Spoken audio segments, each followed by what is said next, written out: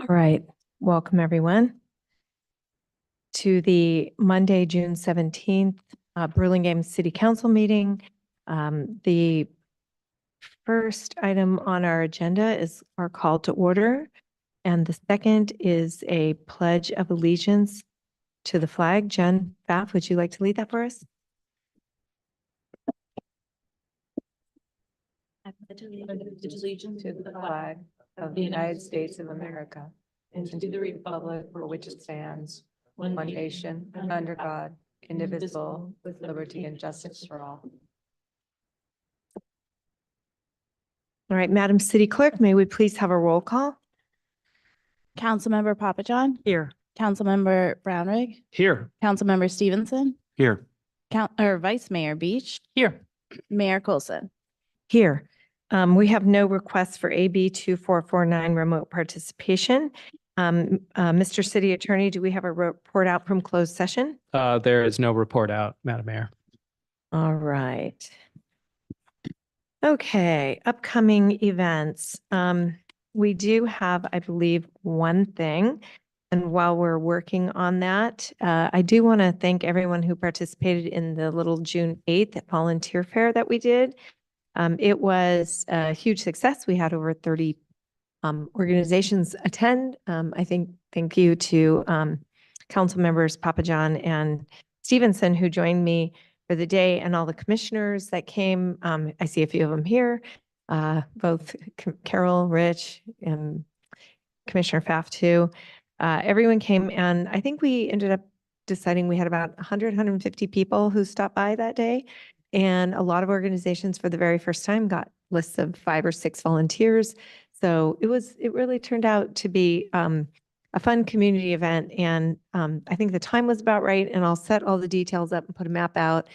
We'll get a list of all the volunteer organizations and their contacts, what they do, what they need to publish in the e-news. And then I'll set everything up. So if we want to continue it, we can have an idea about a budget and just maybe how to organize that in a timeline. That's my project this summer. And there's just one other item. We have our first Music in the Park series on this Friday, June 28th, from 6 to 8 p.m. in Washington. That's not this Friday, that's next Friday, right? Did I get that right? Series on Friday, June 28th, from 6 to 8 p.m. in Washington Park. The band is Neon Velvet, and we'll look forward to seeing everyone there. Does anyone else have any other community events? Yes, Madam City Clerk. Just anyone interested in running for office, the first candidate seminar that the county will be putting on is June 26th. It's from 10 a.m. till 12 p.m. You can register on the county's website as they're doing it through Microsoft Teams. So just go to smcacre.gov to find that link. smcacre.gov. Okay, great. I'm sure we can put that in our e-news too. There usually are 2 candidate seminars, so there'll be a second one. I'm taking it in July. Yes, the second one is July 24th, which is during candidate filing. So if you want to get a head start, I suggest the June one. Okay. Fantastic. 10 to 12. All right. Perfect. Moving on to our next item, we have presentations. We have a proclamation this evening recognizing Juneteenth. Do we need anything else? Sorry. Oh, I don't know what happened there. Okay, so we have a proclamation, and would you like me just to read this, Madam City Clerk? Yeah, Or- and we'll be displaying it at our city library. They're going to do a little book display and other things for our proclamations of this nature. Great. I think they already have a nice book display up there. I was there today and a few days ago, and it looks pretty good. So I'm just going to kind of go through and summarize a little bit as opposed to read every single detail. But I think most importantly, this is an important proclamation as it relates to the city of Burlingame due to our history of work and body of work that Anson Burlingame did regarding emancipation of slaves and abolition of slavery. So I think this is a proclamation that's very important and a date that's really important to the history of our city. And I'm delighted that our staff put this forward. So on January 1, 1863, President Abraham Lincoln signed the Emancipation Proclamation, which declared all persons held as slaves within the Confederate territory were free. It changed the legal status of more than 3.5 million people and paved the way for the 13th Amendment. On June 19th, 1865, more than 2 years after President Lincoln signed the Emancipation Proclamation, Union General Gordon Granger led troops into Galveston, Texas to announce the end of the Civil War and the insidious institution of slavery. And thousands of enslaved people in Texas, among the last to learn of their liberation, tasted hard-won freedom for the first time. Texas began celebrating Juneteenth in 1866 with community-centric events. And that tradition has now moved beyond their state and into others. Over the next several decades, Black Americans who journeyed out of the South seeking better lives brought with them the history of Juneteenth and the celebration around this holiday. On January 1st, 1980, Juneteenth officially became a Texas state holiday, making Texas the first state to celebrate this holiday. And since then, the federal government, all 50 states, and the District of Columbia have also commemorated and recognized this day. The emancipation of enslaved Black Americans was not the end of our nation's work to deliver on the promise of equality. It was only the beginning. And on Juneteenth, we recommit to our shared work to ensure racial justice, equity, and equality in America. And we commemorate the centuries of struggle and progress led by abolitionists, educators, advocates, public officials, and everyday Americans who have brought our nation closer to fulfilling the promise of absolute equality. You can see why it's an important date for all of us. It was very interesting. I was with a friend of mine on Juneteenth a couple of years ago, and her father had been an enslaved, a sharecropper, and her grandfather an enslaved person. And she told her father, "Happy Juneteenth Day. It's, a wonderful day. We should recognize this." And he said to her, and this always struck me so hard, as he said to his daughter, "Do you really think we're free?" Mm. And I think it just speaks to how hard we have to continue to work as a country and as a state and as a city and as a council to continue to promote the important equity and, values that Anson Burlingame and those before us in our community have so justly fought for, and in many cases, gave their lives for.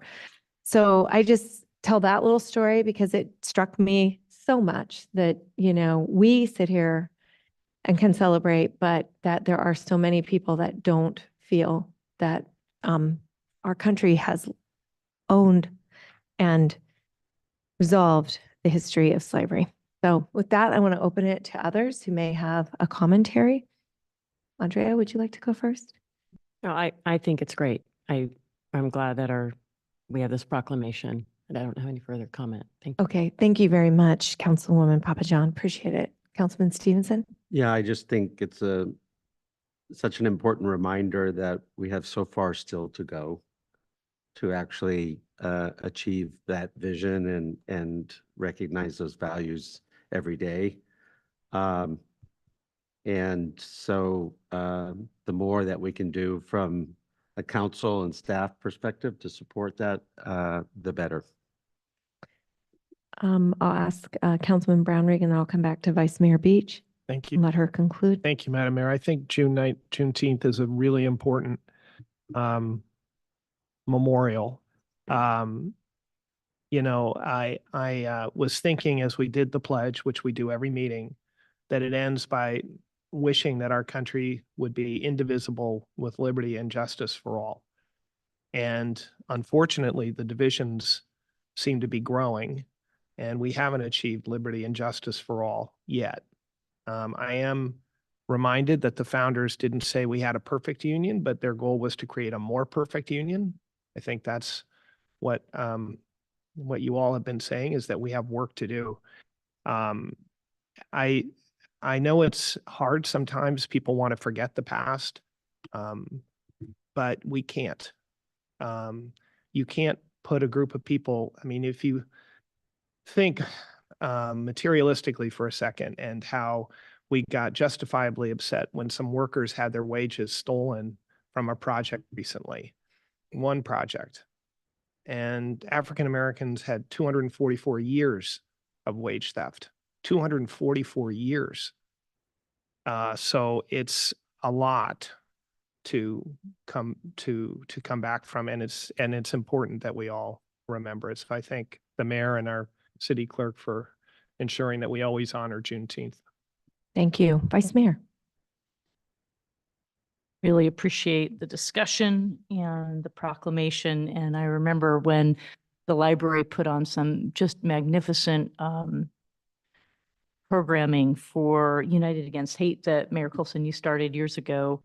I was really struck. I just want to do a plug. I think one of the most important books and works we can all read is the 1619 Project by Nicole Hannah Jones, a fellow University of Notre Dame alumna. In fact, we were there at the same time, so I'm super proud of her work. But if you ever get the chance to read the book or the audio or some of the New York Times excerpts, I think it's such an important part of our community education. I appreciate the library for highlighting that. Thank you. Thank you. Thank you very much. Yeah, I agree with you all and Councilman Brownrigg. I would even go so far as to say maybe for 400 years, these people have suffered from wage theft. If you look at the situation of incarceration in this country. So at any rate, I think this is an incredibly important day. It's a somber day. But it's a day that I really appreciate our library getting involved with, and, you know, putting the books together. I have a couple fun ones that I want to read. And at this point, I would love to open this up to members of the public. If anyone has anything they would like to add to our Juneteenth proclamation. Okay. Nothing, Megan, online? Okay, great. We'll go ahead and close our commentary. And if there's nothing else, then I'll give this to Megan, and we'll all look forward to having it in the library. And we will all think a lot about that over the next couple of days. The next item on our agenda is public comment for non-agenda items. For those of you who are out in the public, this is an opportunity for you to speak about something that is not on the agenda at this time. And just recall and remember that according to the Ralph M. Brown Act, we are not allowed to respond to you. So we will take it under advisory and for potentially a future agenda item or topic. With that, I'd like to open up to any public comment. Nothing? Okay, we have nothing from the city clerk, nothing here. Okay, we'll go ahead and close public comment. The next item is the approval of our consent calendar. Is there anything any members of the council would like to remove from the consent calendar? No. Everybody okay? All right. Any members of the public who would like to remove something from the consent calendar? Madam Mayor, I'd love to make a motion to approve the consent calendar, Items A through E? A through. 9A through E. Fantastic. We have a motion by Councilman Brownrigg and a second by Councilman Peter Stevenson. I'm sorry, man with two first names. I met someone the other day named Pepper Black, and I thought that was a pretty awesome name. We have we don't need to do roll call vote. We do need, okay, roll call vote, Madam City Clerk. Councilmember Papajohn, Yes. Councilmember Brownrigg, Yes. Councilmember Stevenson, Yes. Vice Mayor Beach. Yes. Mayor Coulson. Yes. All right, motion carries unanimously, and we will move on to item 10A, which is a public hearing and adoption of the fiscal year 24-25 operating capital budgets and authorizing the finance director to assign uses of fund balance accounts. And item 2, approving the GAN appropriation limit. With that, I'm going to turn it over to Director Hugh Scott. Thank you, Mayor. Good evening, Mayor and Council Member. Thank you so much for this opportunity to present you for proposed budget for fiscal year 24-25 for tonight public hearing. Next slide, please. Here's the agenda for tonight. I will start with some of the budget highlight for the 24-25 budget and any changes since the May 22nd budget study session. Then I will review general fund revenue, expenditure, fund balance, and 5-year forecasting, followed by capital improvement program and the citywide budget documentation. Before the council take action, I will pause for a moment to take comments and questions, and then we will lead to the resolution. Great. Next slide, please. Here's some highlight for development fiscal year 24-25 budget. We are expecting a moderate revenue growth with majority of the revenue categories either meet or exceed our current expectation for this fiscal year. And then one of the exception is the vehicle in lieu fee shortfall, which is not included in the state May revision budget and expect to be included in the proposed budget for governor approval in June. However, at this point in time, staff did not include in the proposed budget because the result is up in the air still. This budget also calls for spending to exceed revenue by about 6.2 million, which will show up as a draw from the city's unassigned fund balance. The capital improvement program reserve all earmarked for 2 projects. One is a grade separation project and a El Camino Real utility improvement project. This budget is developed by the focus on the short term, and the priority is maintain the excellent services to our resident. Balance discretionary spending and also capital need is very important. And we will also want the same time bring to the city council's attention about the city's long-term financial sustainability. Next slide, please. Actually, sorry, backwards a little bit. I did not cover. But this slide is also showing since the May 22nd study session, the council did not provide specific guidance for others item or, but we did recommend a call off, the city council did recommend a call off the pension trust contribution this year. So staff updated proposed budget along with the 5-year forecasting. Thank you. Next slide, please. As we try to contain the cost, general fund expenditure, sorry. The next few slides will provide a high-level summary of budget documentation. So let's start with the proposed general fund revenue. The top 3 revenue account for about 82%, $71.6 million general fund revenue. Property tax about 35.98%, sales tax about 20.303%, and TOT tax 25.96%. Altogether, the COVID fiscal year 18-19 general fund revenue at an all-time high is about $84 million. For the upcoming fiscal year, we project $3 million more than pre-COVID level. Next slide, please. As we try to contain the cost, general fund expenditure for the next year budget is up by $1.8 million, 1.8% or nearly $1.5 million compared to current year revised budget for a total $81 million. More than 46% for public safety, which include fire and police service. The leisure and the culture category is about 27% of the pie, which represent library, parks, and the recreation. This followed by about 12% for public works, close to 10.8% for general administration, and a 3.5% community development. For the community development portion is for their planning division, and the economic development division, the building division, and paid by separate funds called Building Enterprise Fund. Next slide, please. In summary, general fund revenue of $87.3 million are used to cover operating expense of $81 million. I did switch order a little bit from my previous presentation. The debt obligation, $3.7 million, and also we received cost recovery funding from other funds. If you look at in the middle, revenue over or under expenditure and operating transfer is about we see a surplus there is $4.6 million. It's the green arrow also point to. And after your transfer for $10.8 million to capital improvement, this city, we do see a proposed budget have $6.2 million deficit. Again, the top priority for the city is to provide day-to-day operation and the necessary capital need requires sustaining high-level service to our community. Here, I want to, just for the benefit of Measure I committee member, potentially they're on the call. The Measure A is also part of city general fund budget. We are anticipated collecting about 3.1 million in revenue, and the total expenditure and transfer out for capital project about 4.2, which include $2 million for annual sidewalk and then street resurfacing, and $1 million to pay for the debt service we're using for fund community center project.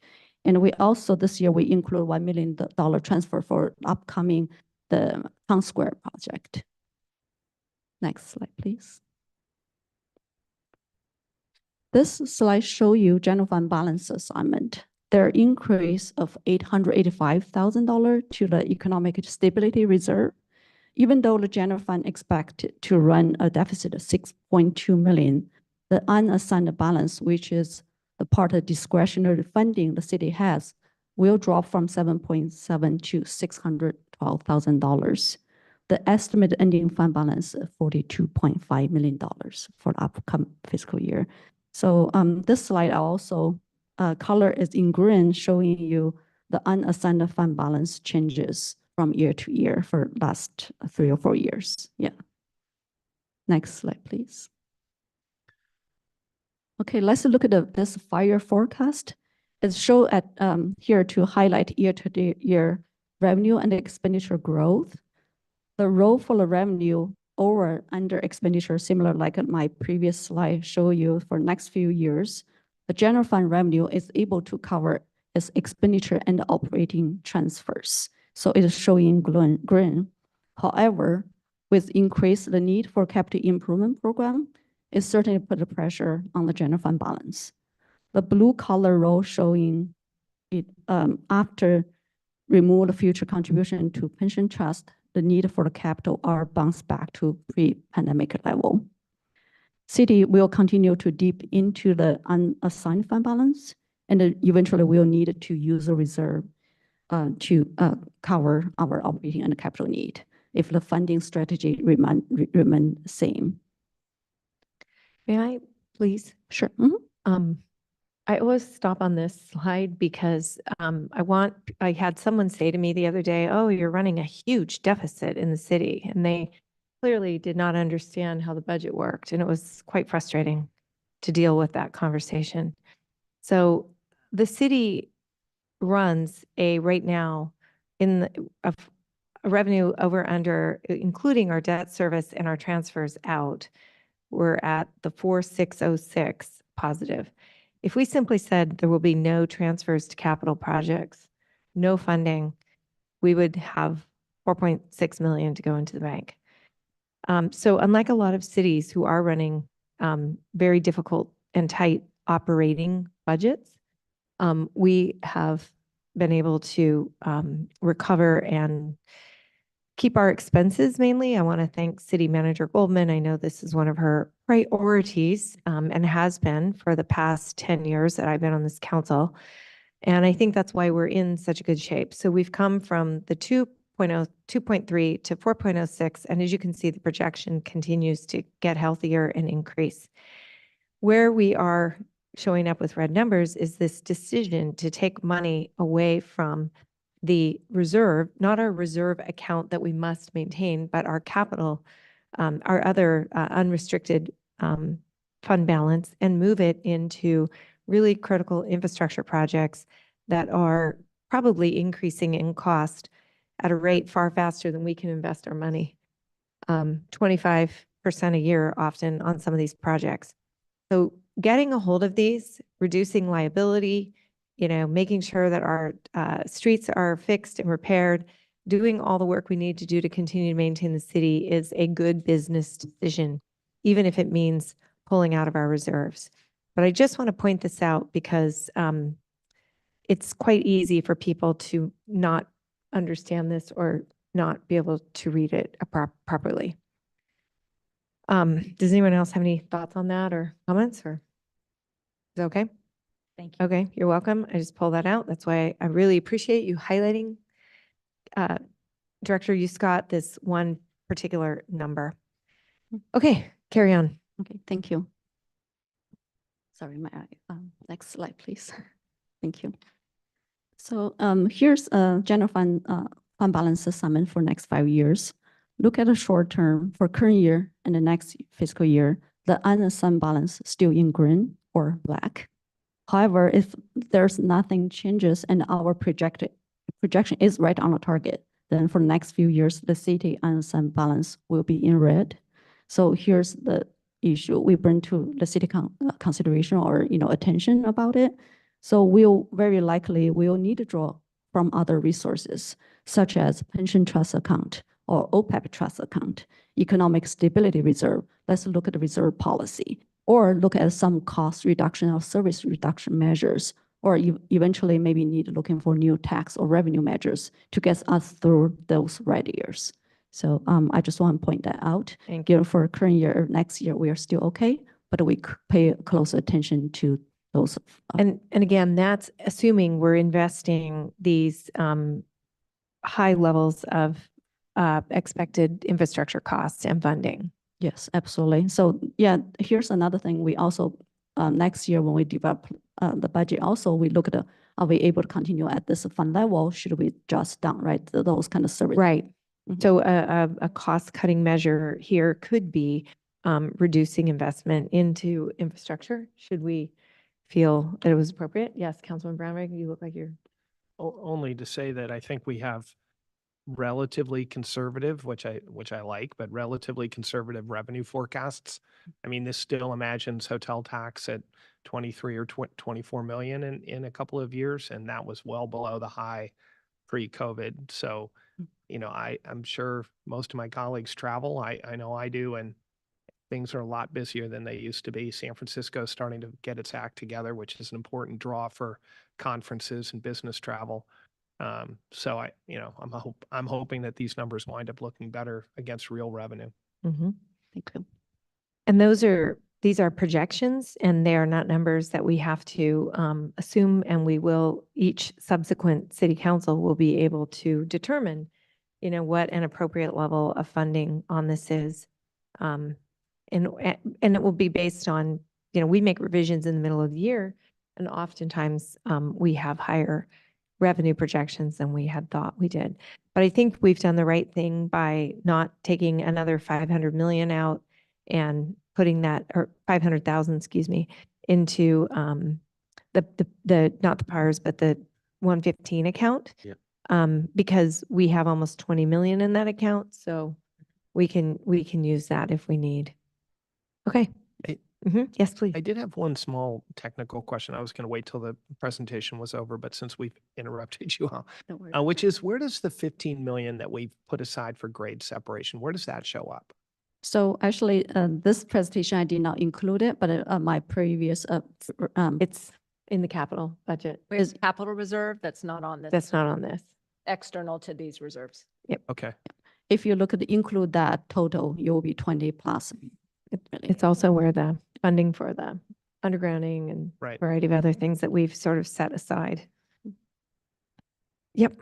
I say that I ask in part, I was curious where we put it, but I'm also thinking that that's another indication of underlying strength for a city budget, that we've actually put this money in a lockbox for big projects. We're not just going to hope that we figure out a way to do it when the time comes. Right. Yep. Absolutely. Thank you. Yes. Okay. I'm sorry for interrupting, but I Good think question. it's easier to sort of head it along the way. Anyone else? Questions? Okay, good. Please. Thank you. Next slide, please. So the total capital improvement program budget is little more than $35 million for upcoming fiscal year. The top 3 project area account for almost 67% CIP budget, nearly 26% for street related, and followed by 23% for park and trees, and more than 18% for facility.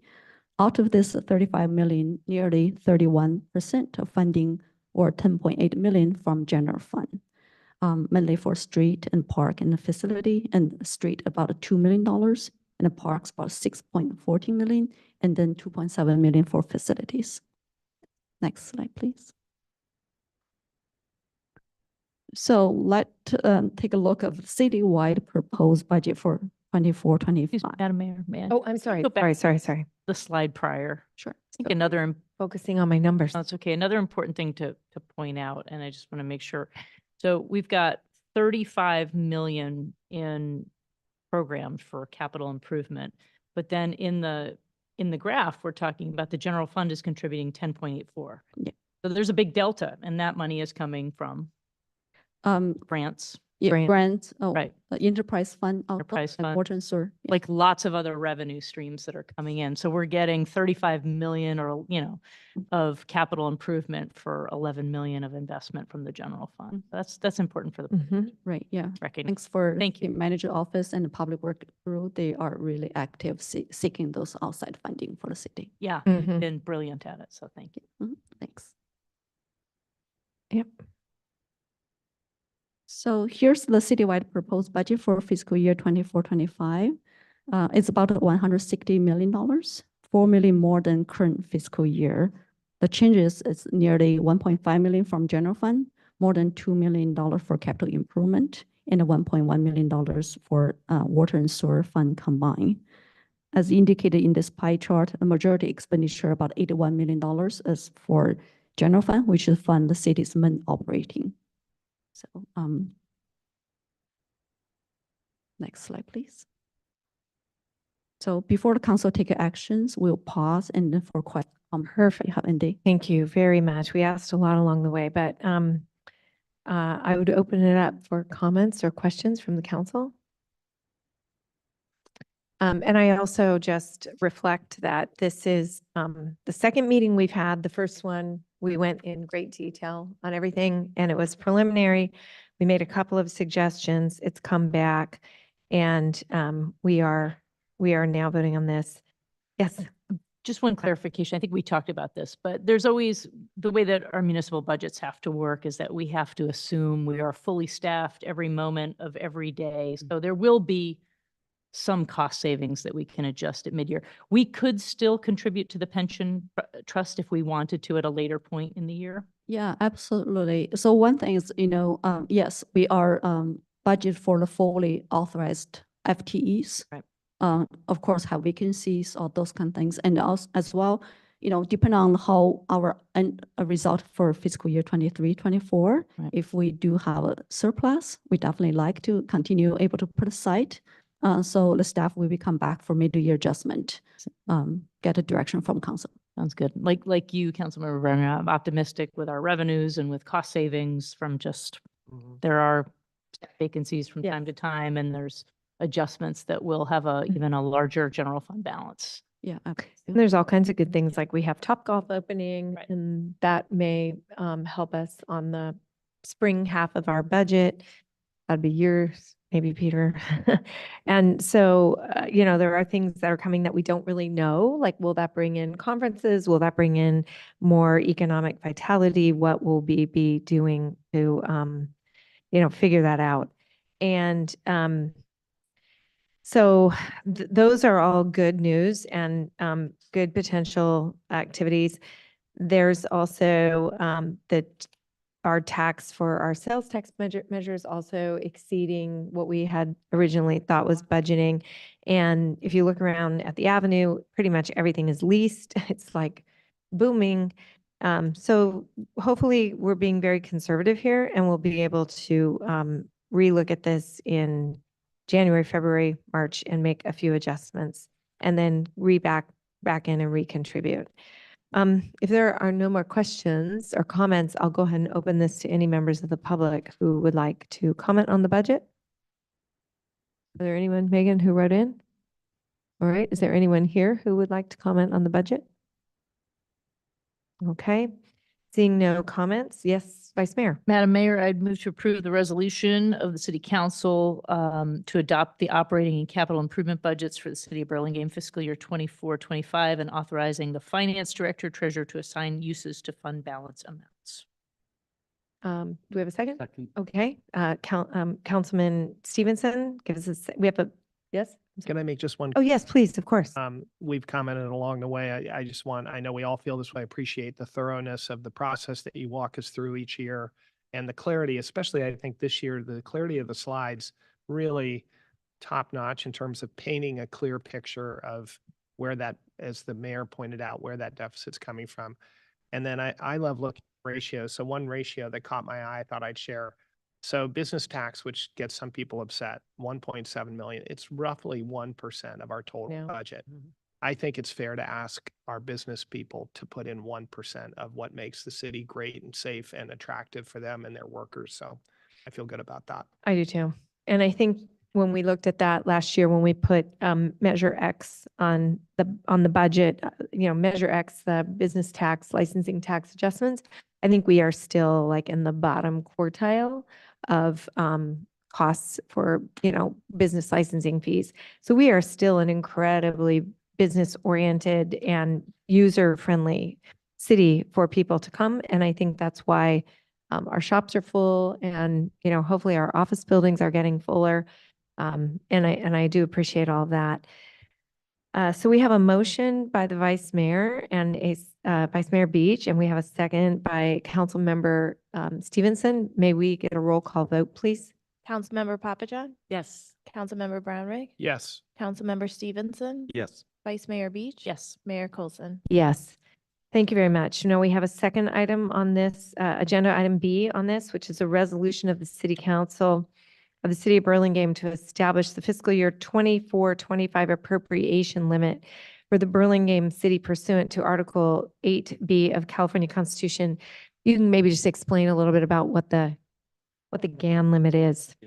Okay, so the GAN limit, I do have my paper Yeah. here. It's part of our budget book. This is a state constitution limit, all state and local government budget to formula based upon 1978-79 budget plus adjustment for cost of living and the population changes. In 1990, voters approved modification to permit use of percentage of changes in the commercial assessment valuation to increase the limit under certain condition. In addition, major capital improvement or exclude from the appropriation subject to limit, other major capital an exception to allow for service charges, federal grant and mandate programs. So basically each year, the state issues some, those cost of living adjustment factors. We are look at the city, Burlingame or the county, compare which one is greater or, the using for the calculation or population changes, or we do have a big construction assessment changes. We have those kind of formula set up and the staff, pulling in all the revenues, all expenditures, do this complicated calculations, determine what's our limit should be, and then determine if the city will exceed limit or under limit. So we exclude any capital project more than $100,000, and then do those kind of determine, for the city ourselves, we are way under the GAN limit. Exactly. Yeah. Yeah, I think the important takeaway on this, and thank you very much for that explanation, is that the GAN limit establishes sort of the maximum amount of expenditure that a city can really have. And we are well below that. Right. And again, I appreciate our staff and their fiscal prudence. So we can just, we have a report from our finance director, so we can have a motion on the resolution if someone would like to make it. Or wait, I need to take public comment. Yes. Are there any members of the public who would like to comment on this particular item in the tax and city budgeting code? No one? Okay. We will go ahead and close. And I have a motion from Councilmember Papajohn. Approving the GAN appropriation limit. Great. Do I have a second? Second. Second from Councilman Brownrigg. Wonderful. May we please have a roll call vote? Councilmember Papajohn, Yes. Councilmember Brownrigg, Yes. Councilmember Stevenson, Yes. Vice Mayor Beach. Yes. Mayor Coulson. Yes. All right. Budget is approved. Thank you very much, staff, for all your hard work. I know every single person commits a lot of time to feed all this data up. And Helen, Director Scott, I do agree with Councilman Brownrigg's assessment that the slides have gotten incredibly clear and the graphics are excellent. Yeah, thank you. Do you mind I just make comments about? Yes, please. The team? So, yeah, I want to thank our financial service manager, Karen Chow, and the senior accountant, Nen. And we also have our team, Darlene Wang, also finance service manager, and then accountant John Kang, as well as Jason and Andrew Kwok. They all contribute to this budget process documentation. If you look at the budget documentation itself, I think the picture graph changed a little bit. We can add pictures for dividers. We make incremental small changes to upgrade our budget. Yeah. Thanks for them for their hard working on this documentation data improvement. Also want to thank City Manager Lisa Gomez for her leadership, and also all department head in the audience for their contribution, and also their team member contribute for this. It truly is a teamwork collaboration. Last but not least, for the council member, you guys sit on top there. You guys, start from the strategic session in January, set a goals for us, give us direction for how to budget. Really appreciate all your leadership and guidance. Yeah, thank you so much. Thank you. I do want to note that there will be new beautiful graphics and the formatting will be great. Maybe if Brad is so inclined, he could put a copy of it in the library somewhere for people to reference, because it's going to be like a Pulitzer Prize of government accounting standards, I think. And everyone's going to want to read it in the city. So thank you so much for all your hard work. It really looks great. And I think Jeremy did a lot of work with the photographs. Yes, I forgot. Thanks him to share his photos with us. Yeah, Jeremy oversaw those. So thank you. Thanks. What a wonderful team effort. All right. Yay. Thank you. All right, we will move on to item 11A, which is a staff report and communication, a discussion of our tree ordinance. I'm going to turn this over to Rich Holtz and Scott Spansale, who I believe have been leading, and Margaret Glomstead, Director of Park and Rec. Well, you're sitting there, so you're included, who have been working really hard on this ordinance. So please look forward to hearing about it. Absolutely. Yes, we do have a great team. Thank you, Mayor Coulson and fellow council members, for giving us opportunity to further our discussion. I know a lot of these slides are going to seem a little familiar to some of our team here and to some of our audience members who've been very involved from the get-go. We'll go ahead and jump to the next slide. So why are we here? Our ordinance is old. It's been working, but we believe it could be better. It's time to modernize it in accordance to what industry standards are. We've have some sections of our code that haven't been updated in over 50 years, and it doesn't allow us the opportunity to react as we should in an appropriate manner. It doesn't follow present industry practices, and there's been a lot of science that's been involved with arboriculture over the last, half century. And we certainly want to, as a Tree City USA, want to be following what those industry practices are. It doesn't allow for equitable replacement of trees, really what the loss is to our urban forest. We're going to talk quite a bit about that again this evening. And fortunately, this doesn't come up too often, but our present code is not an effective deterrent when it comes to intentional wrongdoing. Some folks want to pay to play, and we don't feel like that's right. And I think Assistant City Attorney Spansale has done a great job of trying to beef that up, and we'll go into some detail. Next slide, please. So the last time we met was in November here in the council. We started with the Beautification Commission, got some feedback, great feedback from our commissioners as well as our public. We had our city council meeting and received some direction to go back and continue to hone in on what our future ordinance should look like. We again revisited with our Beautification Commission in early May. And then for the first time, we met with our Planning Commission, and that was very eye-opening to get some feedback there. A little bit different audience than we had been targeting before, but nonetheless a valuable part of our community. And we want to make sure all voices are heard at the table here, so we have proper marching orders as we go into actually setting about with language. And here we are tonight. So what did our community members say? Really great concern about the rate that these large significant trees are being removed. That tree removals are kind of being removed carte blanche for in the name of development. And perhaps we need to take a look at how we preserve trees when it's related to development. How can we get our public more involved, more public notification? And that also includes the appeal process as well. And with that appeal process, there's a significant amount of staff time. We believe that there should be a fee associated with that, but some of the feedback that we had heard was that that might be a deterrent to the public comment portion of the process. We adjusted some of the removal criteria in earlier iterations, and we heard some concerns regarding what those criteria are. So we've made some additional adjustments regarding those concepts. The one we heard from a lot was the undesirable species list. And I should probably back up a second here. What our ordinance is it's really a framework, right? We have our own urban forest management plan. We have policies and practices. And of course, we can have council resolutions that help really massage all the technical things out. But what we want is we want our ordinance to be able to allow us to do the things we want to do and to prevent the things we don't want to happen. So when our earlier iteration, we came up with what was called the undesirable species list. And from our public, we heard a great concern that, gosh, this could be a very significant tree in the neighborhood, but if it's the species that the city arborist or director or city somehow came up with, automatically it's gone. So we've certainly backed off on that, and we'll talk a little bit more about some language regarding undesirable species. There's kind of this phenomenon of arborist shopping, right? In certain situations where we believe that applicants may not meet the threshold of what our present ordinance is, we request an independent arborist to do an assessment on the tree.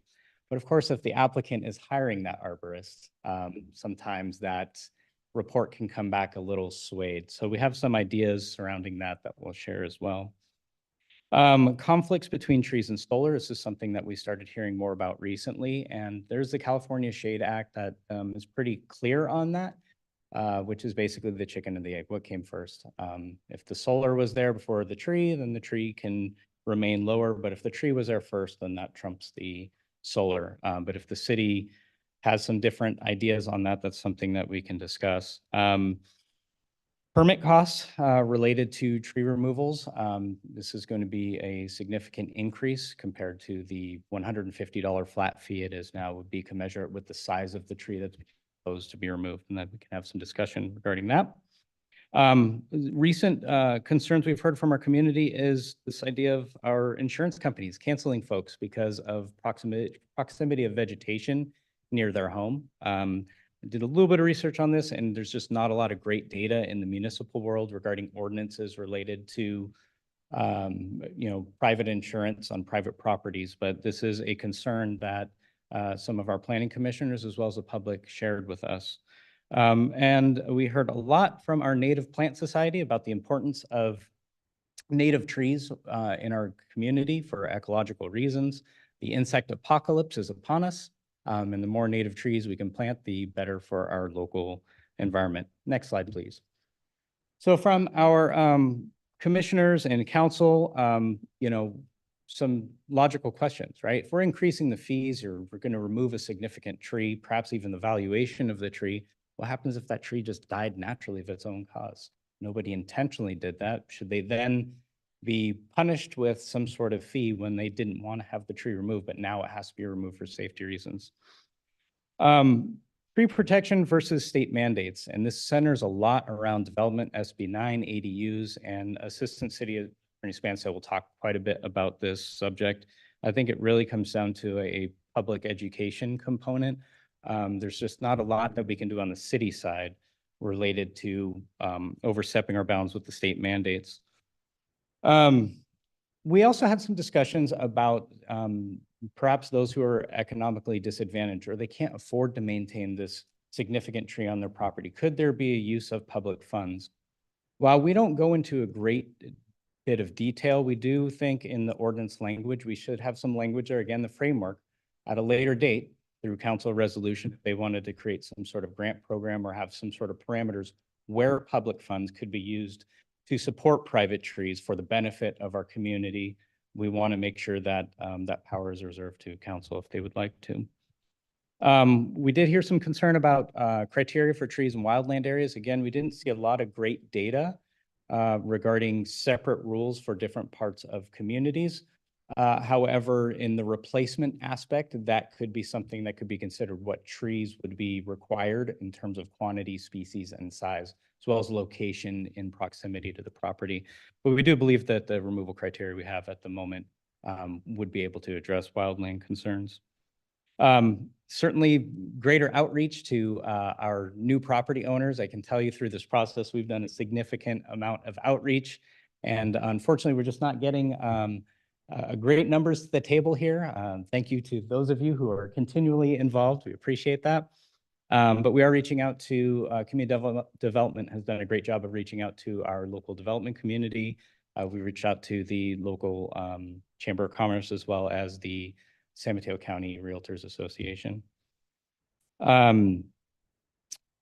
We want to identify through development opportunities for preservation of large trees. And we need to have some further discussion about that in terms of adjusting perhaps some present practices or rules. You know, would we allow to bend something? I believe it was then Mayor Brownrigg had mentioned, you know, would we allow a 3-story building in order to accommodate preserving a tree? These are cultural concepts we need to get around in our community and decide, is this something that we value and want to push forward?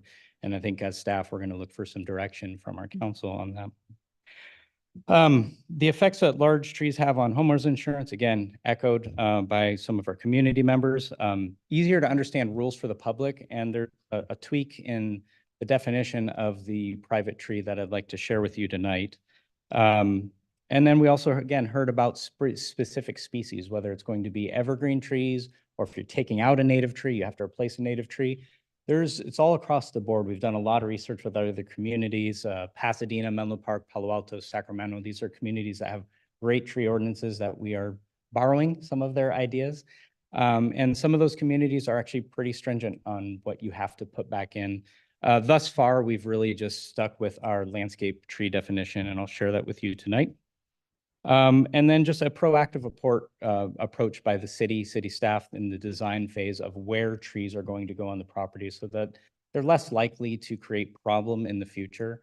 I'm sure you're driving around the community, we can see these beautiful redwood trees that were pretty cool in the 1930s and 40s when they're planted in someone's backyard, but they can cause some challenges because they've kind of overgrown their intended space, and it requires accommodation in our modern approach.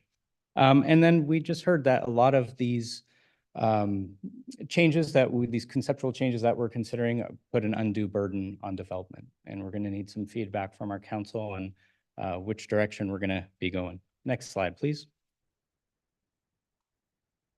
So when we first approached, we kind of came up with these 5 goals. And really, you've seen the slide before without the beautiful ovals on there. The green ovals is really where we're kind of seeing some conceptual agreement, right? We're agreeing on the upgraded terms and the definitions, who does what within the city and in the community in the process. You know, we think we've found some common ground with the removal process, and we'll go into detail, especially as it relates to development. And then again, our city attorney's office has done a great job of finding a way to increase what penalties may be in situations of egregious actions regarding trees. The yellow areas, we still need some massaging, and I'm hoping we can get some good feedback from you tonight. Again, on the development side of things, we need to know where we're going conceptually with some of these ideas.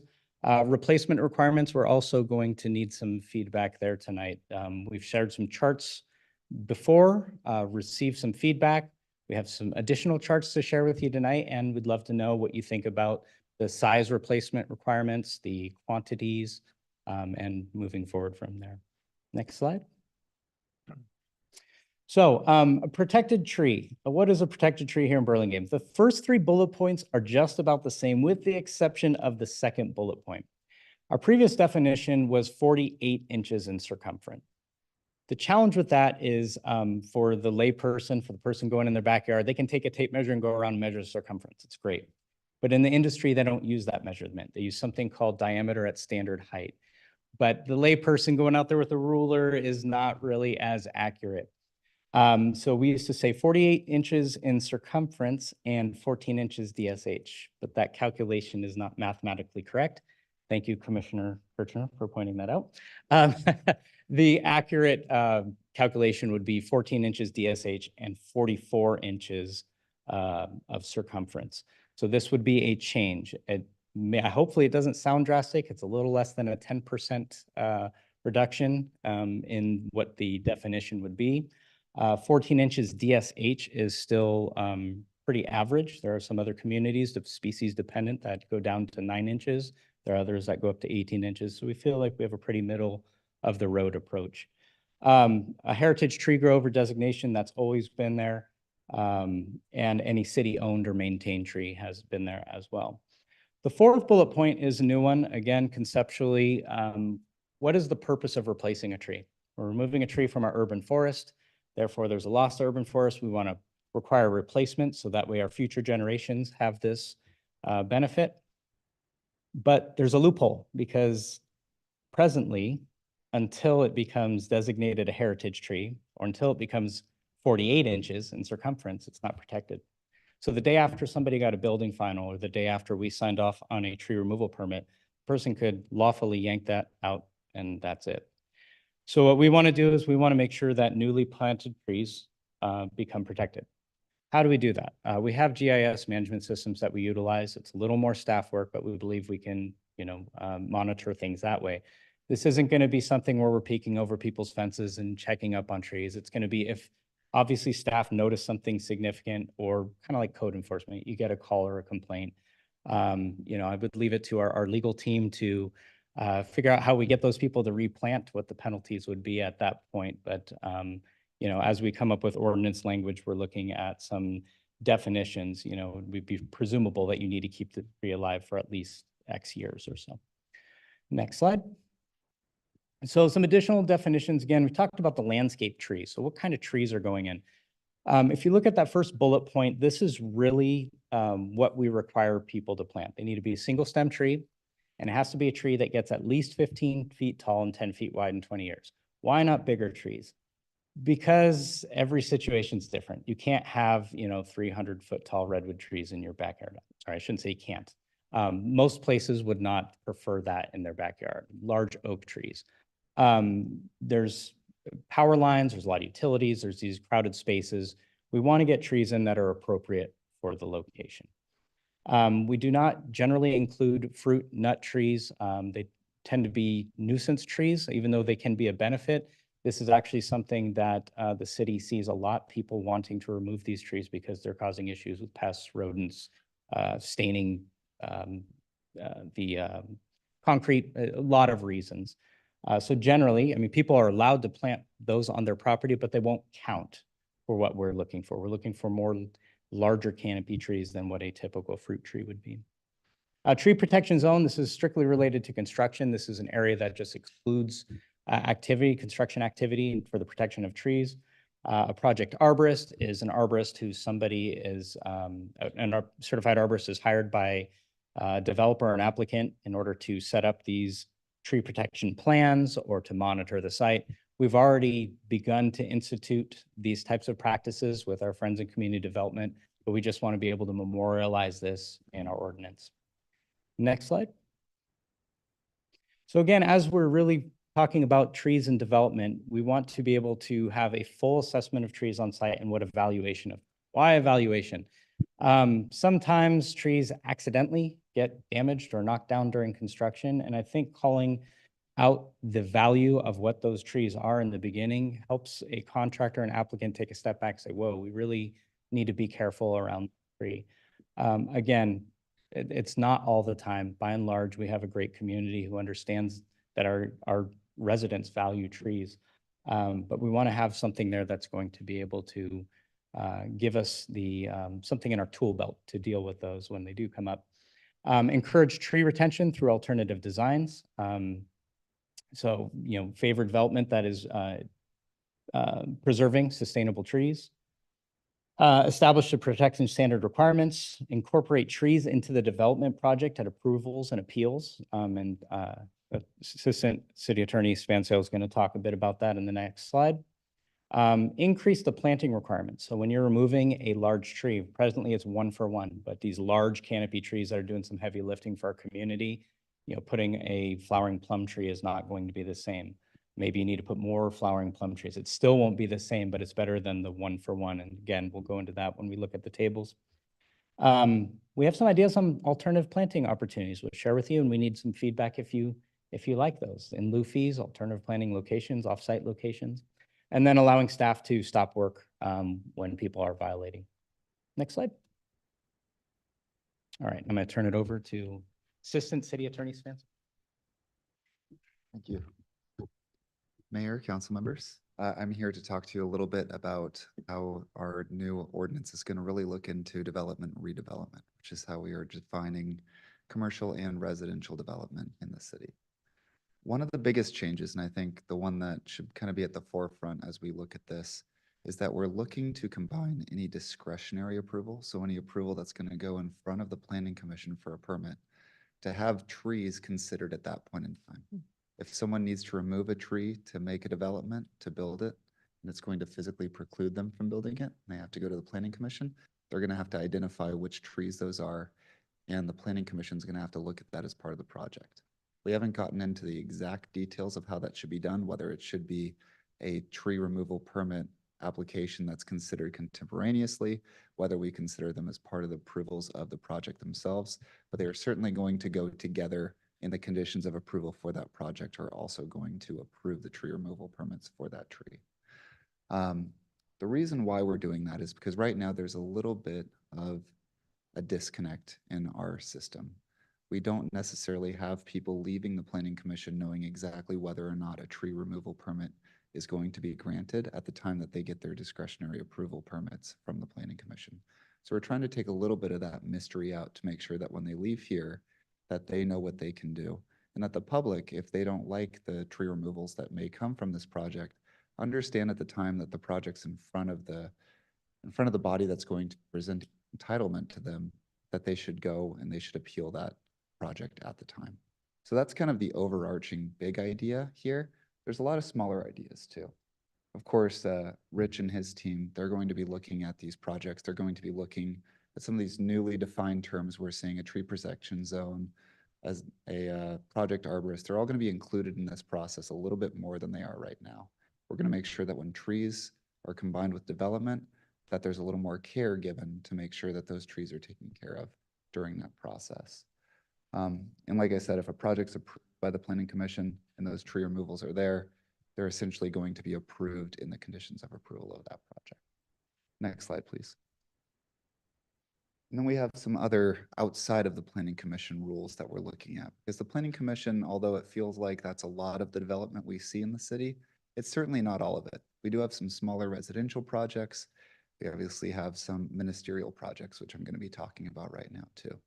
I'll start with the easiest one though, and that's going to be your typical projects that don't require Planning Commission approval. Maybe they're a small redesign, a small redevelopment, somebody building a wall or a fence or a structure on their property that doesn't have to go in front of the Planning Commission.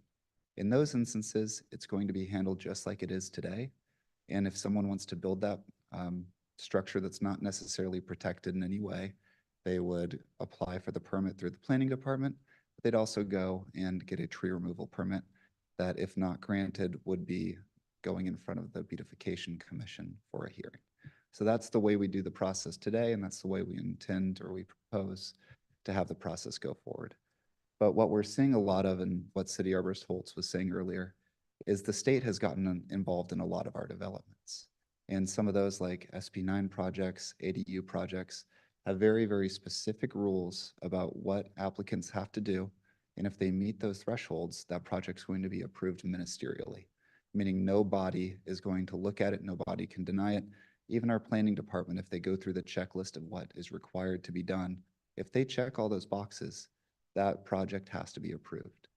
In those instances, we are legally constrained from stopping that development. It's to build up the housing stock. The state's telling us you need to allow this sort of housing to make sure that there's more units in the city.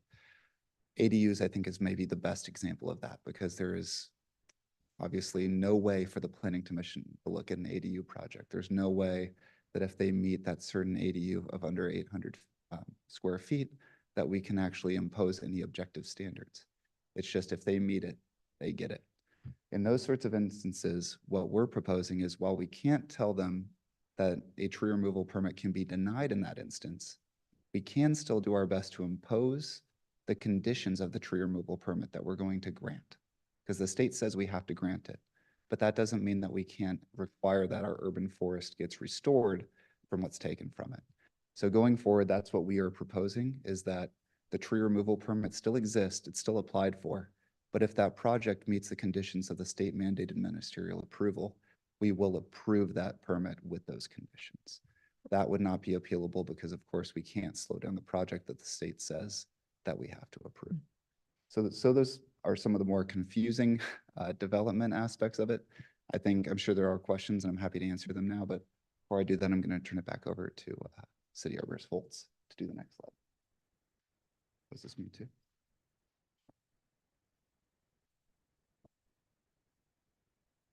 So for removals that aren't development related, we're still going through the same process, right? The city arborist or director designee will go out, determine their ruling on that, and if there's appeal, it goes to the Beautification Commission. One of the process changes, though, is we believe that after the Beautification Commission, it should go to a body that's been appointed by the city manager. On your council, you've seen a few appeals come here, and a lot of times it comes down to neighbor dispute. We really just need to make sure that we're applying our rules for removal in relation to our tree ordinance appropriately, and we believe that body can do so. We are going to notice for all private protected tree removals. That's something that we don't do now in certain instances. But we get people who are curious. So in speaking with our staff, they believe it's important that we make sure that we reach out to the community and let them know what's going on. We also believe we should apply that to ourselves for the largest trees that we have. That is something that we don't do at the moment. We typically just work with the property owner and whomever the tenant is at the time. But some of our trees are significant as well, and we want to make sure that folks are well aware of the reasons why we went ahead and decided to remove a tree.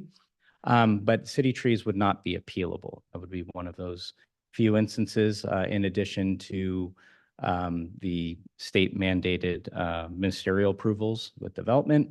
If a tree was dead or dying, and by dying, it's like devoid of 50% live tissue, no hope of recovery. And then I think I mentioned the emergency situations as well. We like the existing factors that we presently have in our code when we're considering factors for removal. We do want to tweak some of the language, especially as it relates to development or the economic enjoyment of property. We have seen a lot of tree root conflicts, and this can be taken both ways. We want to look at alternatives because depending on where the tree root is in relation to the tree, there are some mitigation options that we believe should be explored. But we do see this factor quite frequently, enough so that it should be its own factor to consider. The species desirability susceptibility. Okay, so let's talk about that again.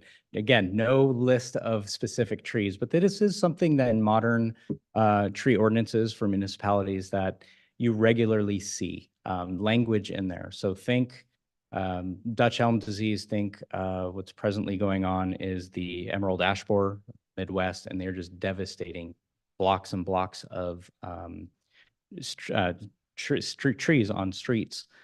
These communities preemptively go in and remove the trees for a number of reasons. One, for safety because of high mortality and quick decay of the tree, but also to slow the process of this pest moving across towards the west.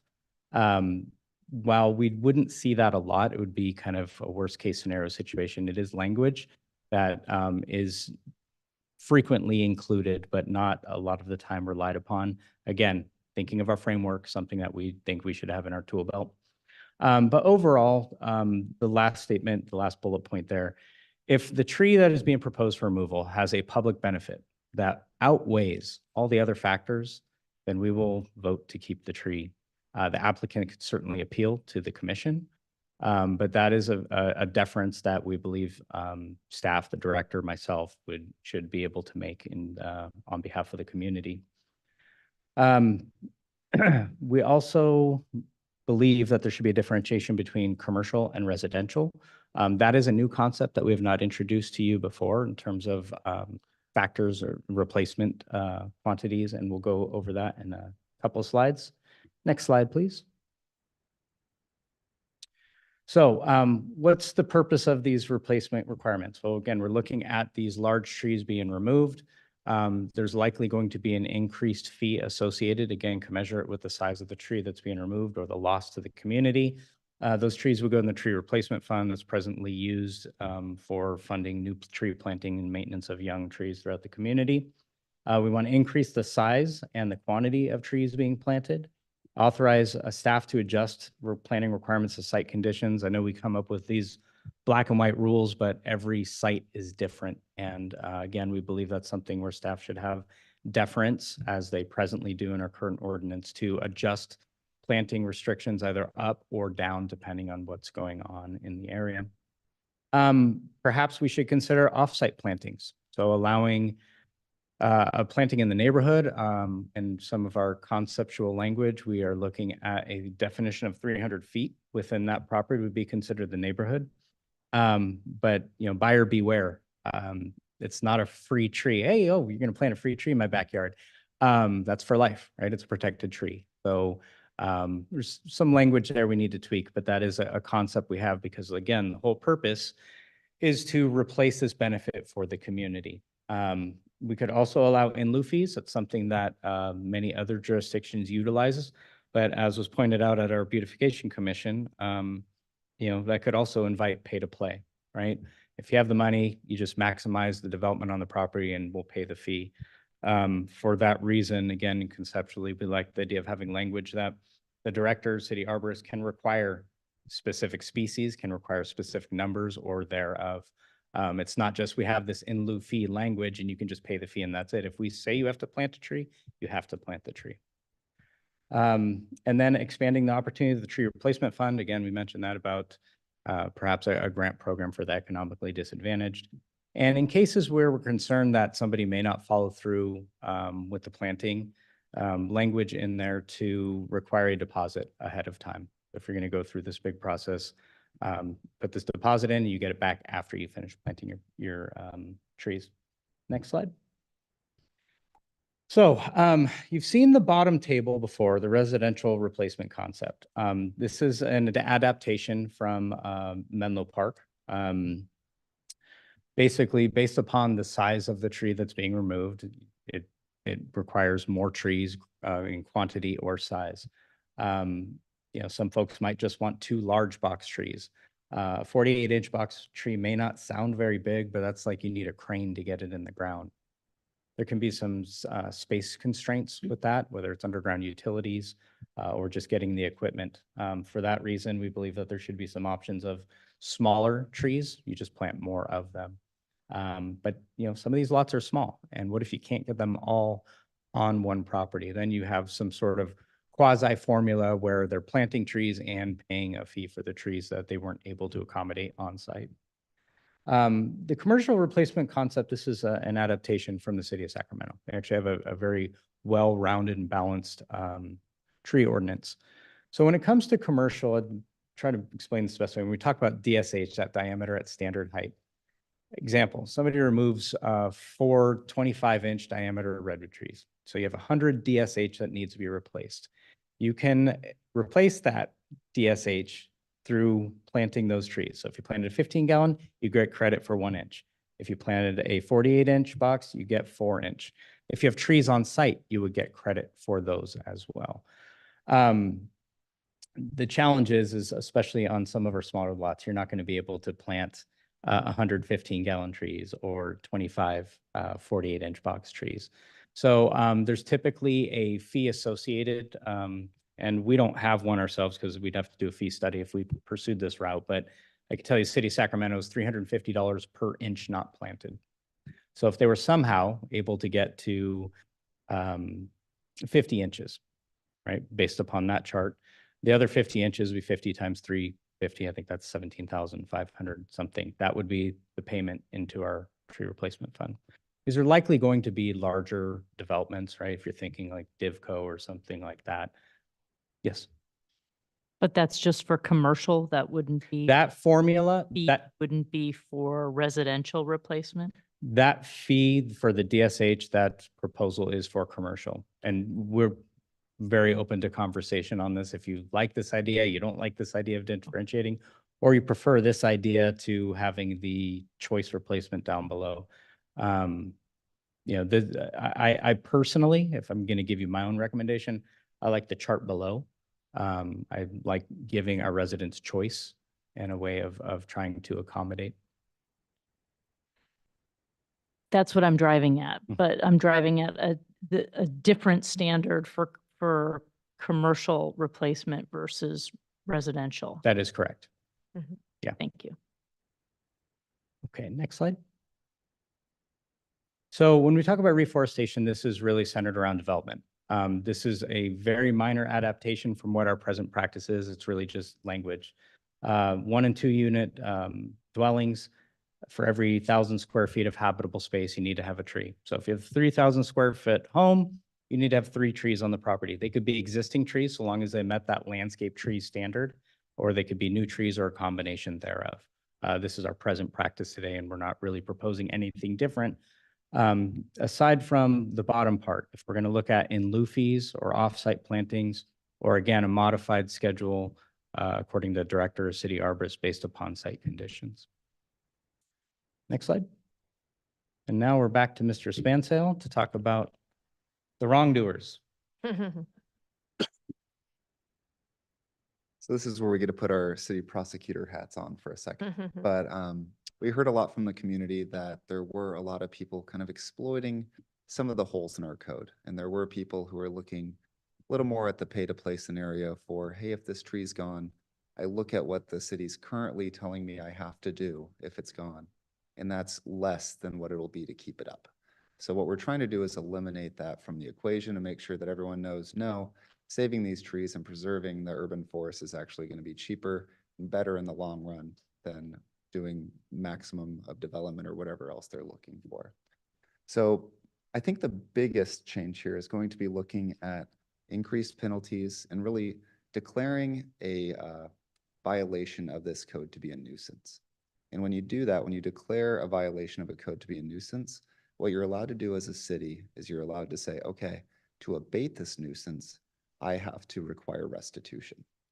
So in this instance here, if a large tree was removed, let's say the tree was valued at $15,000 and someone cut it down without a tree removal permit, we could declare that a nuisance, or it is already declared a nuisance under the code, and we can require the abatement. So that means they'll either have to replace that tree in size and in kind to the satisfaction of the city arborist, or they would have to pay the $15,000 plus replanting costs that it's going to cost the city to replace that tree in the urban forest. Again, this is just for wrongdoers. This isn't for someone who then requests a permit. That's going to be what you heard about earlier, where they're doing things the right way. This is only going to be to punish those who may go in, completely clear cut a lot prior to development and say, okay, what do I owe you? Well, you owe us the appraised value of those trees. We're also going to increase the fines payable to the tree replacement fund for Vice Mayor Husband. Dan, I'm interested in the appraised value of the tree, and that goes back to the calculation of a big tree, a 38-inch, 40-inch diameter tree times whatever number comes up with, could be a $350, right?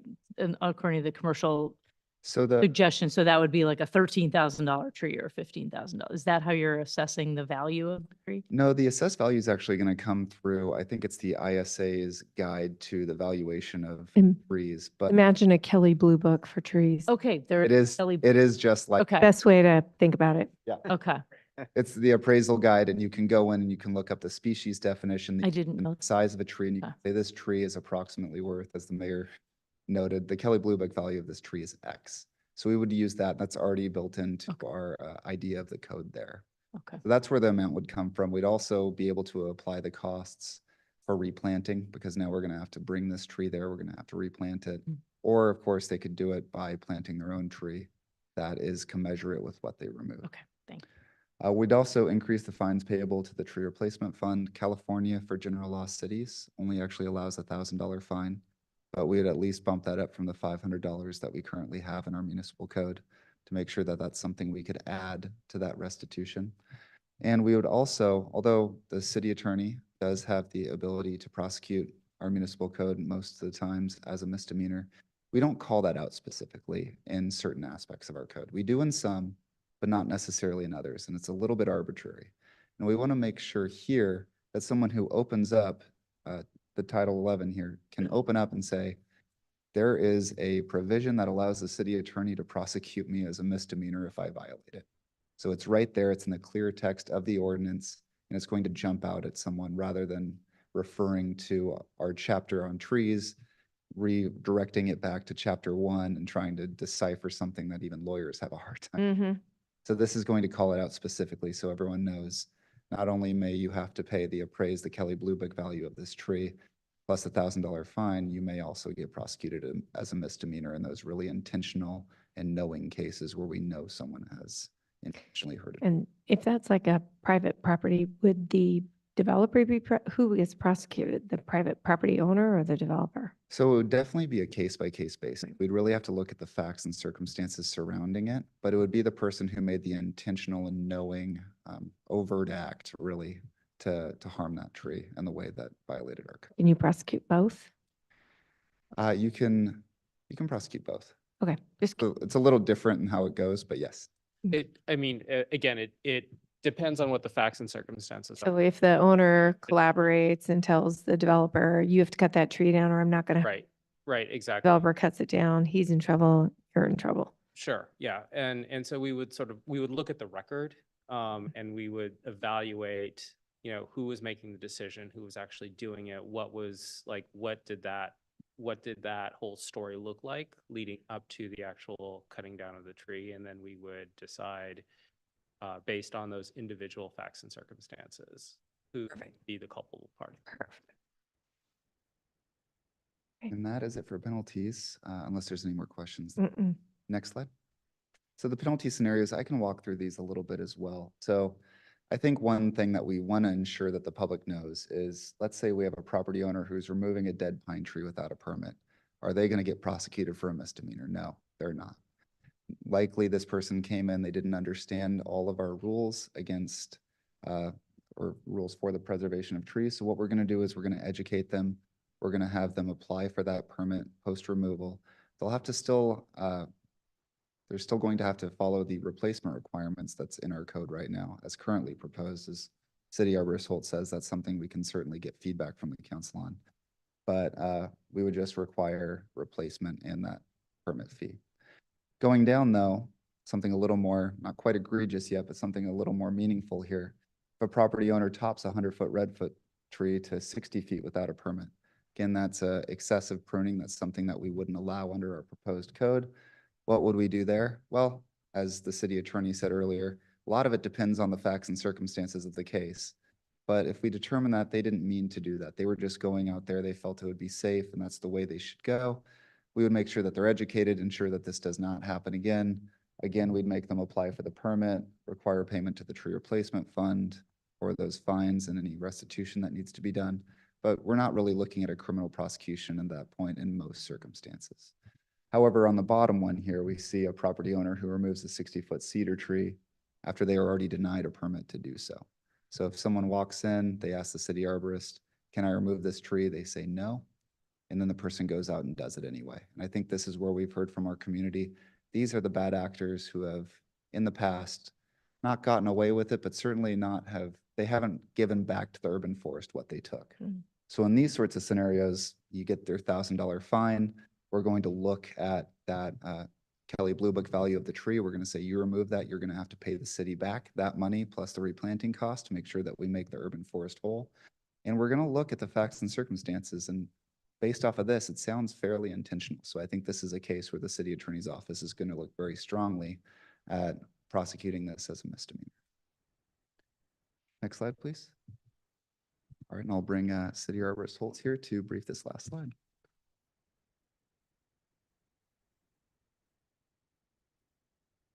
So as we're kind of wrapping up our input here from community and council, we'd like you to consider these factors and the ones that were listed in the staff report. We need some feedback here because I think we're at the point where perhaps in the fall we can come back with some actual language here and move forward with our tree ordinance. So how are you feeling about things with the appeal process, the removal criteria? We're just looking for general feedback, and I have a few other items, as I mentioned, about the landscape tree. Are you okay with that definition, or do you want to see some changes there? How do you feel about off-site plantings? And really, we're asking for a lot of deference to staff to make adjustments up and down in the field, and whether you're comfortable with giving the director and the city arborist that kind of decision-making. And then lastly, where do you want us to go from here when we do come back with language? Do you want us to come back to council, or would you like us to go to commission first before coming back to council? Rich, I want to make sure, Arborist Holtz, I want to make sure we have offsite. The questions in addition to these are the offsite, how much deference to the staff. You want it to go back to council or commission, and there was one other thing in there? The landscape tree definition, if you were comfortable with that definition, that was there. Okay, I just want to make sure we get through all these for you. Yeah. Okay, what I'd like to do is open it up for questions to the council. And then I'd like to open it to public comment so we can hear what the public wants to say. And then I'd like to close public comment and come back for direction. Is that all right with everyone? All right, perfect. Okay, do any other colleagues have questions that they want to ask? And if you don't, I'm happy to go first and you can think, but yes, Councilman Brownway. So this is questions, Madam Mayor, and comments. Comments will come at the end. So I have two questions, I think. One, can we not insist on an approved list of arborists to, it would not prevent arborist shopping, but at least if they had to go through us to get approved, they would feel at least some allegiance to the city's point of view and not just the paying client, I think. Yeah, absolutely. We have some thoughts on that. There's a number of ways we can go about. Some other communities have a vetting list where basically an arborist who is interested in being a point of authority could submit in writing some of their reports, and that would be vetted by city staff, and then they could be on this approved list. So an applicant who's required to have an independent arborist report could come and choose from this list. Another option would be to have the city hire one or a few, and then the applicant would pay the fee. And similar to what happens, as I understand it, on the community development side, with large projects, is they kind of get rotated around to just randomly, hey, this is the arborist who's going to come out. Yeah, almost like a CEQA type analysis where, But just to be clear, we would want that, even though the city would do the hiring of the it would all be reimbursed. applicant would be paying the fee for that. Yes, exactly. Yeah, there's a number of, and we're supportive of both. I do think that in the, if we kind of have an open, how do I put it? Where arborists can routinely apply to be on this approval list, I think that's going to be significant more staff time. Mhm. So maybe it's a period of time we do it for, 3-year period or something like that. Yeah. Yeah.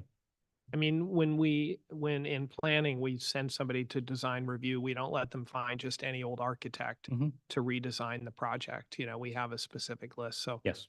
and then my second question is, are we permitted, and you may not know the answer and our legal team may not either, but are we permitted to require a page in a real estate disclosure, the set of documents that you get, that is the Burlingame tree policy? I'd like a buyer to have to at least initial that they've seen the Burlingame tree policy when they buy a new place. Yeah, we have heard that suggestion, and I would have to defer to our legal team. I don't So, That's not my wheelhouse. so fair enough. So Yeah. if we don't In know res- now, could we get back with that answer? Thank you. We can research it.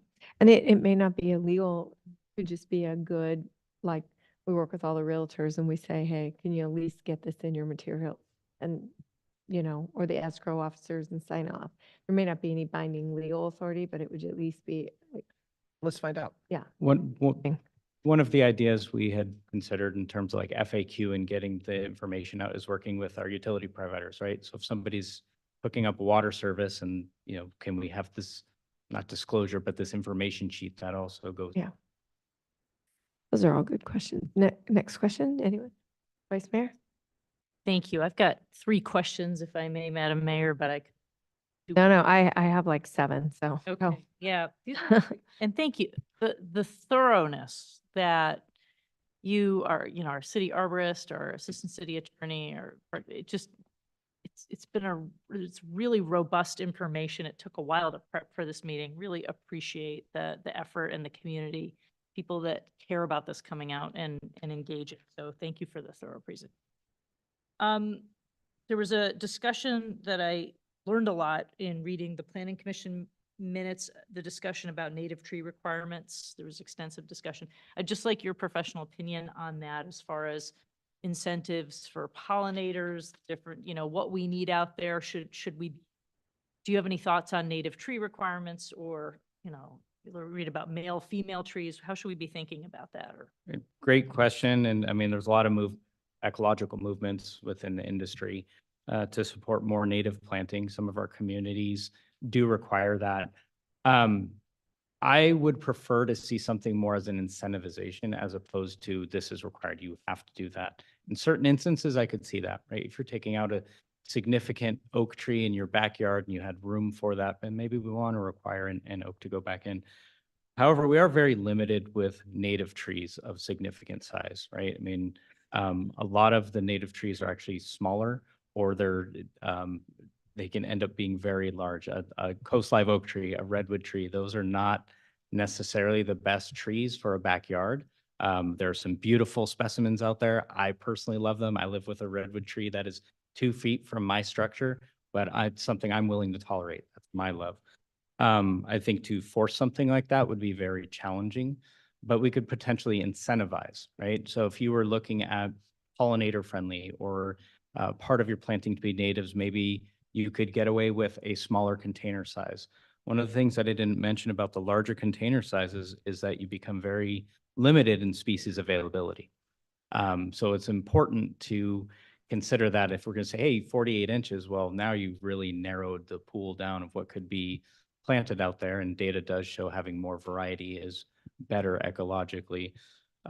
So I wouldn't be supportive of a solely native planting, but I think we could consider something that would be, hey, if you planted natives or you planted the pollinator friendly, you could go down a container size. thank you, which reminds me of something I think the mayor brought up in the last meeting. It sounds like there's some value in having smaller box sizes too. Maybe there could be incentives. I don't know. Oh, yeah, and I know our public's gonna kill me, sorry. But generally in the industry, the smaller the container size, the quicker it naturalizes. Species dependent within 5-10 years, a lot of times the sizes catch up to one another. So generally it is advisable to plant a smaller container. These trees have lived in a nursery to get to 48 inches. They've lived in box after box after box, and sometimes you can have significant rooting issues because they're just circling around. It takes them a lot longer to naturalize. Those smaller containers generally in the industry are more advisable. From our neighbors, I understand, you looked at a big tree out your window and all of a sudden now you see this puny thing, and when's it going to grow? So I understand wanting to see a bigger tree in the immediate, but bigger isn't always better. Okay.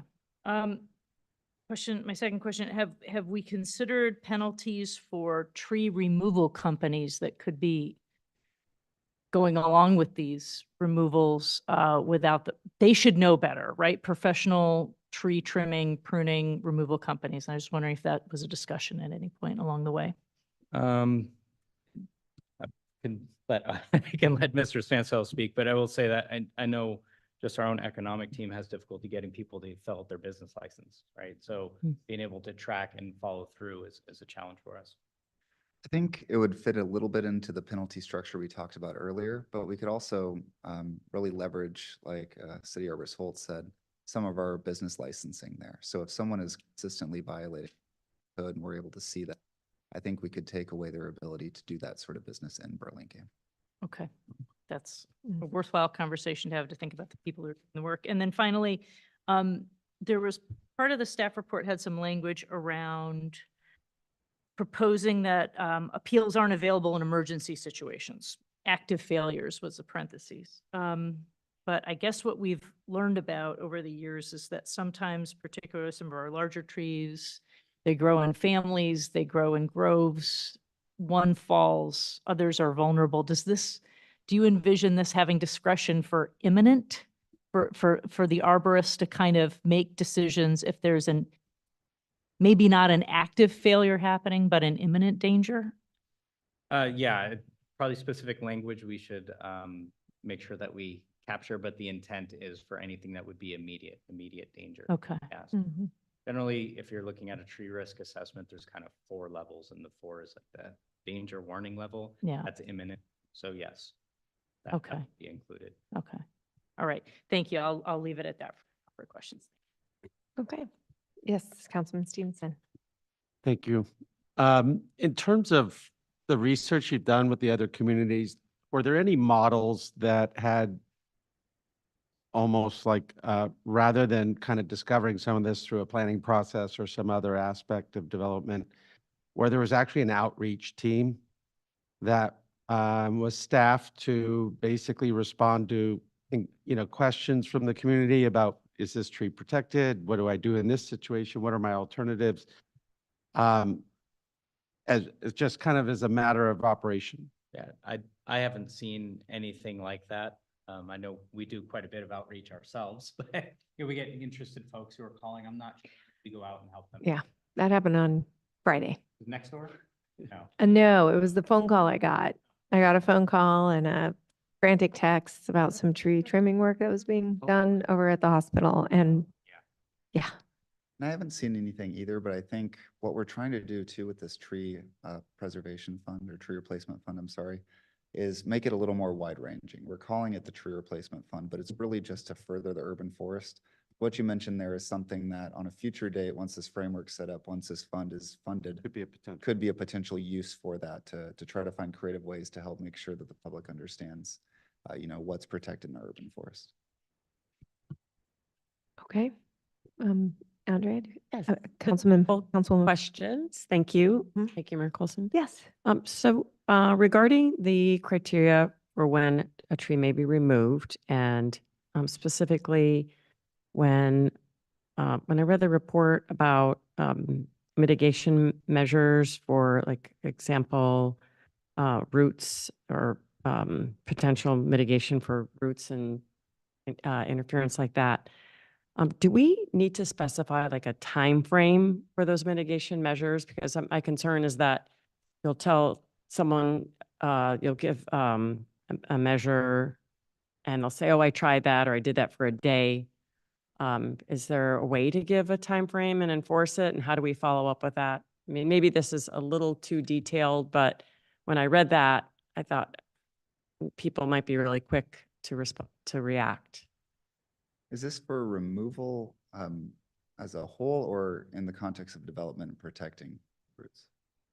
It was under when a tree may be removed. So So it Yeah. sounds like what you're asking is, we're asking them to do a mitigation measure. What's a reasonable amount of time before they have that problem again?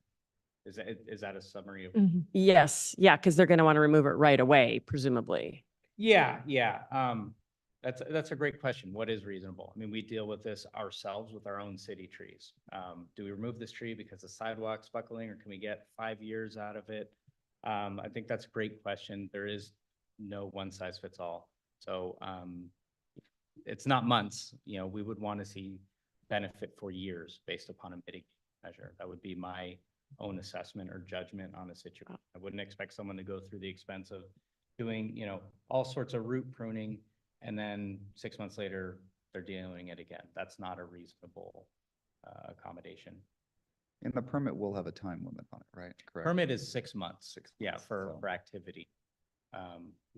So at least they would be required 6 months of mitigation, you're saying? Yeah, Yeah. so this happens a lot. Routinely, somebody's all in a hurry to get their tree permit, and then they get it, and then 6 months later, oh, can I get an extension? I still haven't done it. We'll do one extension, so Okay. a year. But you know, if somebody's coming to us for an imminent reason, that is something that, you know, it's got to be, we actually found this language in another community within the next 3 to 5 days, I think is what it was. Mhm. You don't do it in that time period, then it wasn't really. Thank you. And then one other clarifying question. I think you answered it in your presentation, but there was a question. My question is about the Planning Commission would be heard as an overall appeal on development project. So my question is, would appeals ever come to the city council again, or would there be an independent? That's a body? great question, and that's definitely something that is new in this ordinance, so it is a little bit confusing. Mm. When a tree removal permit's submitted with the development that's in front of the planning commission, that's the first look that the tree removal permit and that development application will get. So they go one-on-one with the development application. Because of that, if there's an appeal of, let's say, a tree being removed because of that development application, that entire project will now be appealed to the city council. So in those development instances, the city council will still be the appeal body because they're the appeal body for the project, which includes the removal. Mhm. Okay, thank you. But in all other ones, they would not be in non-development, non-ministerial approval development. They would go to the BB. So that would be something kind of where it is right now. And then as Director Holt said earlier, any appeals of that would go to a hearing body. This is what we're proposing, would go to a hearing body that's designated by the city manager. Great, thank you. Okay, I'll wrap up here. So just I'll whip through these pretty quick. We have public notice requirements for dying, dead, or failing trees. And those are obvious, like a dead tree, you just get your permit. A dying tree, you can get a permit. But the emergency situation, how does that work? It would be a notice after the fact. Notice after the fact. Yep. So what if the person says, you know, oh, it was an emergency and the tree was failing and I took it down? And then come and look. You'd have no idea if the tree was failing or not. So presently in our ordinance, they would need to have a city employee verify. It could be a Okay. police officer, Got it. firefighter, member of public works, or a member of. Perfect. Okay. Anyone presently in our ordinance would be allowed to do that, and that is what we would.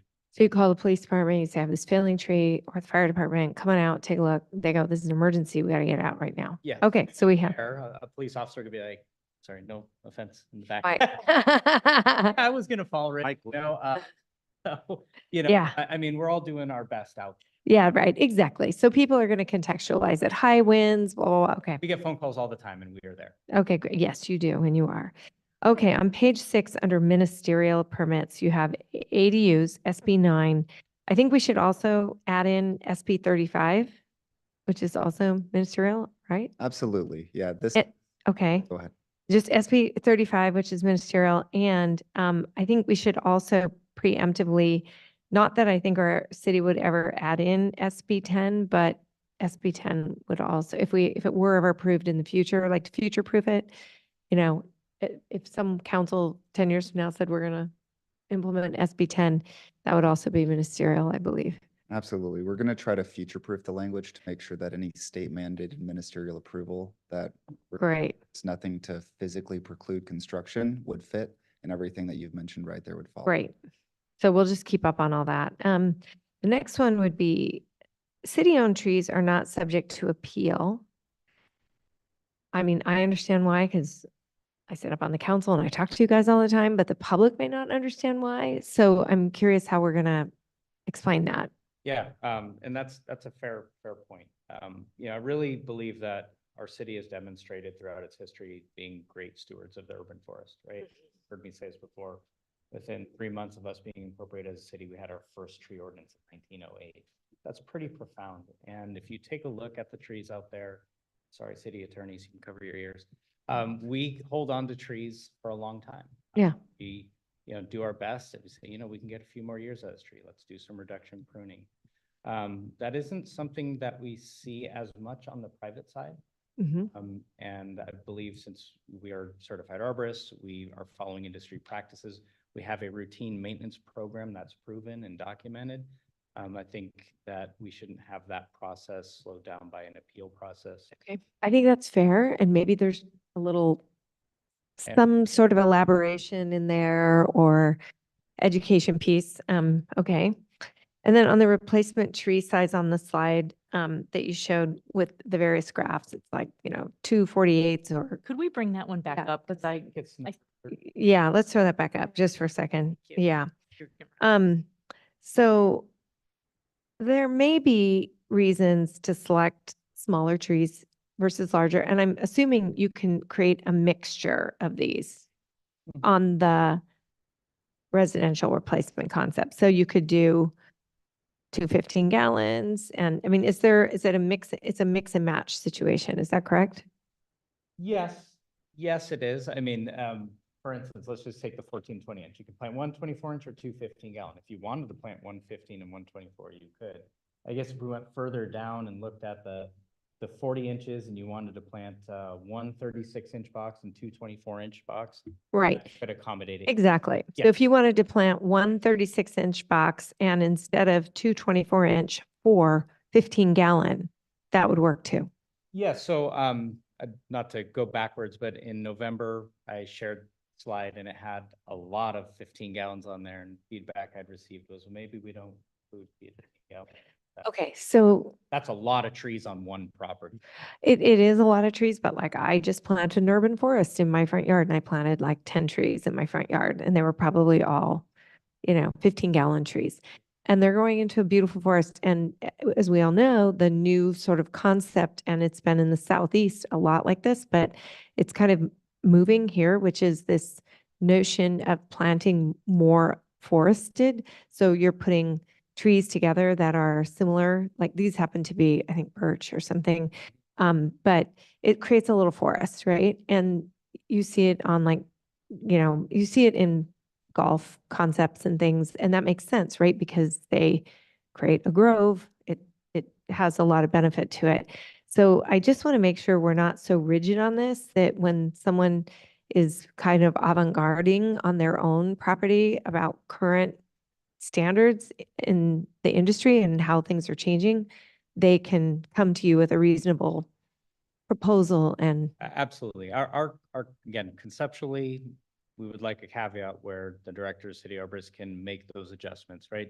The goal here is for the net benefit of the urban forest, where eventually it's going to be greater than what was removed. okay, great. And are you all right? Or you want to come back? I have a question on Yeah. this. Yeah, So please. I just, thank you. And you know this stuff backwards and forwards, and I just really want to make sure I understand this. So let's think of one of those huge trees, a 40 or 50 inch, diameter. Yep. I'm thinking of one within my neighborhood that looks decrepit, and I'm thinking, why haven't they taken it down? Right. It could fall in a windstorm. So when that tree is dead, they come, so a private property owner comes to the city for a permit.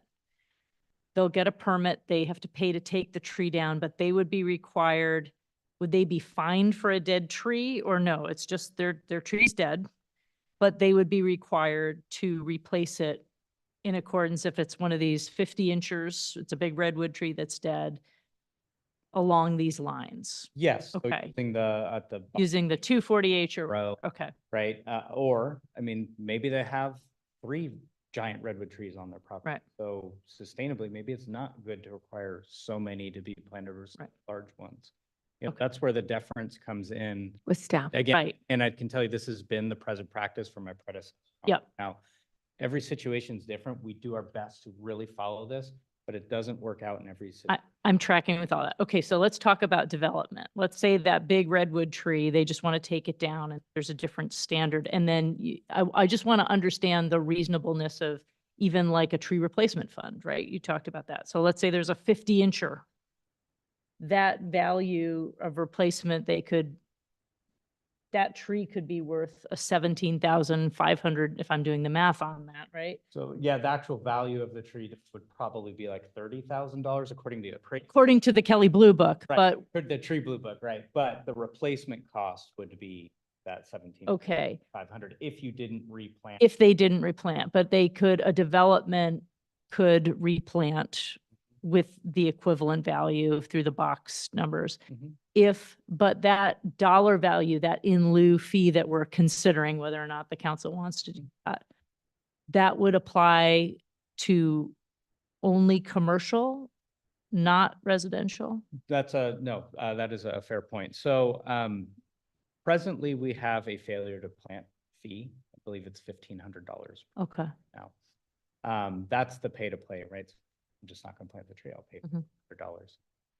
That's where the tree valuation comes in, where we're looking at the tree that is going to be removed. And if you're not going to, meet the requirements, then you're gonna have to pay a portion back. If you only plant half the trees that you're required, then Mhm. whatever that percentage would be applied. It's going to be very specific to the valuation of the tree that is moved though. I think to add on to that, the in lieu fee would be applicable kind of across the board. It's just that the standards for replacement are going to be different between residential and commercial. So in that instance, you're trying to replace that DSH equivalent. In others, there will be an in lieu fee that's tied more to the residential replacement. Mhm. Okay. I just want to make sure we're being reasonable, particularly, that we have a reasonable approach. I'm less concerned. I feel like the development, they have an economic thing that they're doing here, but that there's a reasonable approach that a property owner who has a dead tree isn't getting a $17,000 bill and being told, and I want to make sure that I'm just fully understanding how this would all work. So, Absolutely. And I think the good thing is every fee is going to have to be studied as so whatever fee we want to charge, we want to make sure that it's an accurate capturing of what we've lost. that was just an example that was a dollar would- amount per. Exactly. That's what Sacramento Okay. came up with theirs after a fee Okay. study. So ours would be different. We could also study different fees for different. Yeah. These seem eminently reasonable. Like you have a huge tree, you got to replace it with a bunch of stuff. And right now we don't have any of those standards.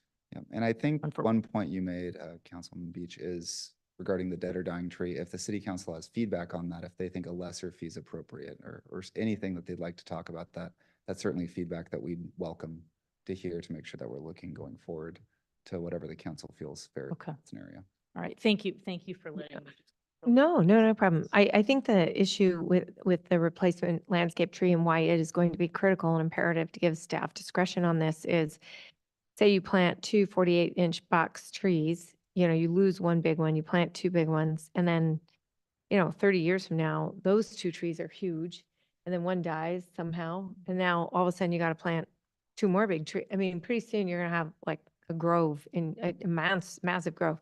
So having discretion over it, like you planted two trees, they got to huge height, one died, you still have the one, that was what it was replacing, another one.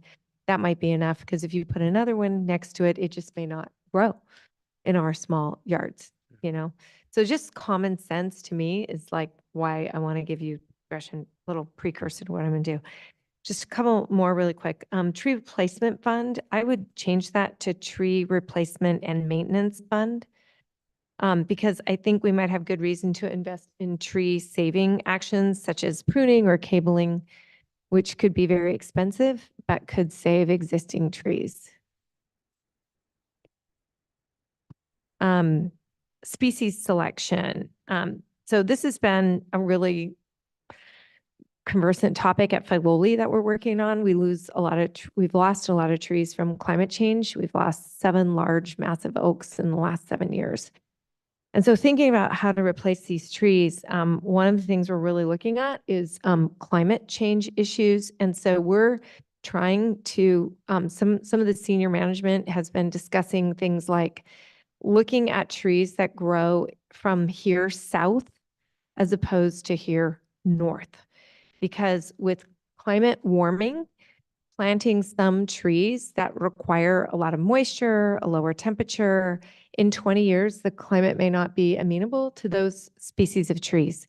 Whereas, really looking hard at what's growing in a little bit more arid community, because if you want these trees to really last for 20, 40, 100 years, some are not going to make it through climate change.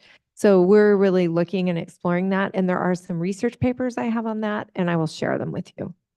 Just as, kind of a sort of model front cutting edge. What are we doing with replacement? And then,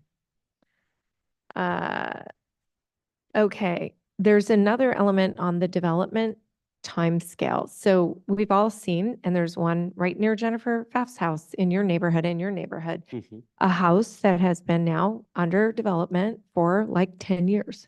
Mm. So these long, extended, fenced up, I'm just not doing anything. I don't really care. I took down a tree. Now it's fenced. We have that problem seriously in here. And I'm actually more worried about getting the house developed.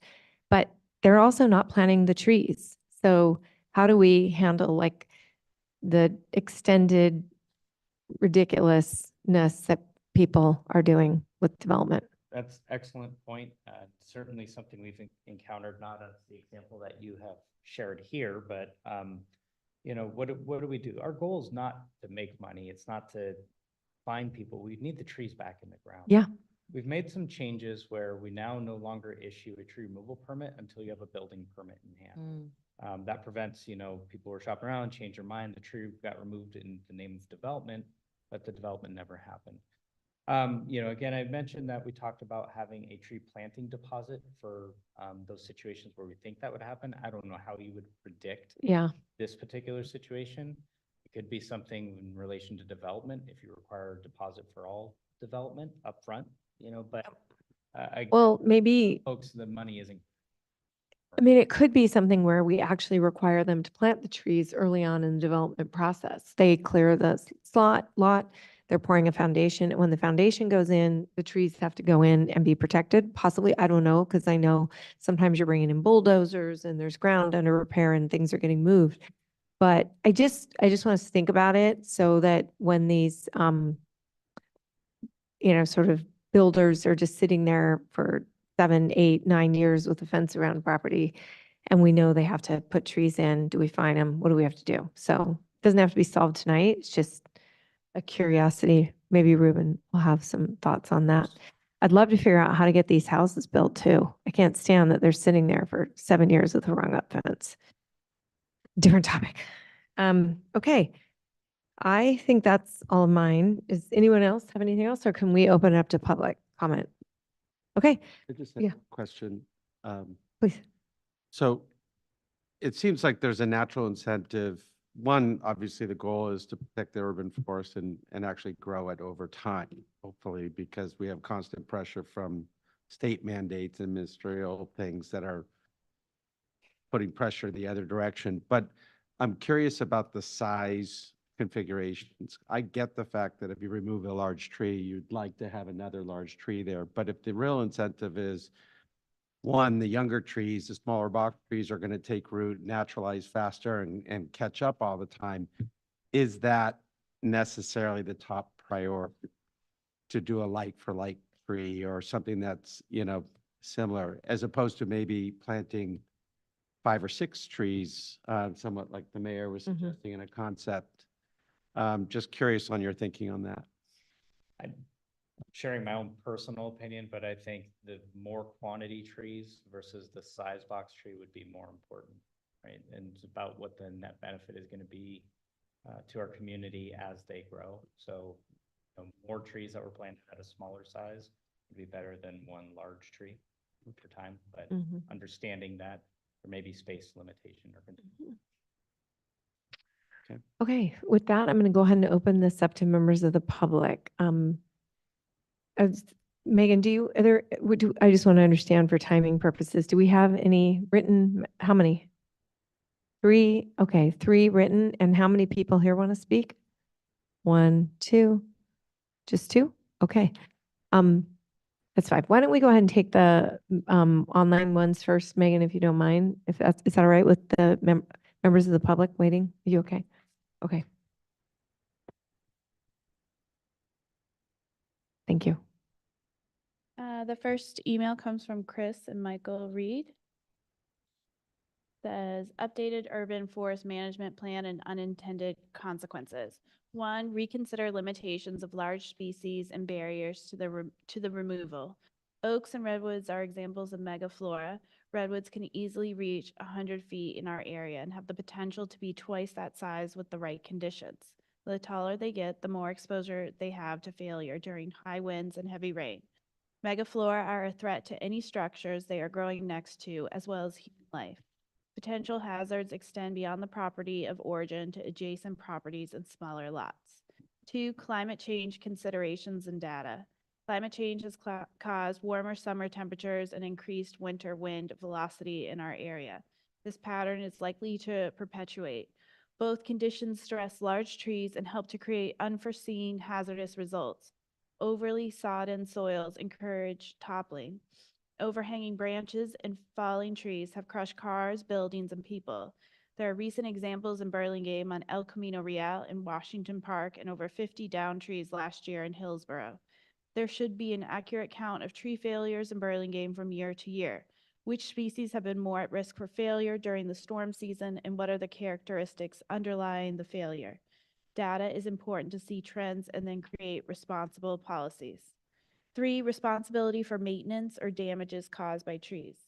Trees planted close to property boundaries usually invade the air and ground space of adjacent property and can decrease the value of one's home. The damage caused by large trees can become unmanageable for the average homeowner. Large trees are sometimes a contentious subject among neighbors. Managing branch/root growth can perpetually cost thousands of dollars every few years. The burden of trimming an invaded space is on the adjacent homeowner, but could harm the natural growth of mega trees. Trimming of branches or roots can cause unbalanced growth, potentially resulting in failure. How can city policies create a blueprint for shared cost and responsibility? 4, insurance. Insurance companies are refusing to insure California homes at an alarming rate for a variety of reasons. They are currently inspecting properties and are less likely to insure known hazards. Large trees have become red flags for insurance companies. A loan can't be procured without insurance. Real estate values and the Burlingame tax base could be negatively impacted. If insurance is denied due to the presence of a large tree, the removal process should be streamlined and city fees should be waived. If that tree is in a neighbor's yard when insurance is denied, what are the options? And 5, creating and managing an urban forest. The proposed planting requirements for additional large trees are excessive and encourage future hazard. Tree failure and tree removal are both costly. It seems unfair. Okay. Thank you very much. Or Megan, you can share that out with us too, so we can get the comprehensive text. sure. Our next email comes from Leslie McQuaid. She says, I cannot make Monday's meeting, but I want to support the work of the Parks Department for researching and recommending large trees when others are removed due to death, diseases, or other issues affecting structures. Unfortunately, new larger homes in Burlingame aren't allowing space for many large species trees, and owners seem to want small ornamentals, which doesn't seem to coincide with Burlingame's honor of being a city of trees. It's too bad realtors don't more strongly convey to prospective owners the importance of trees in our city, which would alleviate some of the problems involving removal/replacement of large trees. I do support fines for intentional destruction of trees on a property. Possibly these dollars collected can go into a fund to maintain or add more large species at other locations in Burlingame. The increase in large housing units and commercial property should also be required to follow this proposed tree replacement update. Thank you for participating in this discussion. And then we have one more from Doug Bojack. He says, I want to note my general support for the proposed update to the city's tree ordinance update.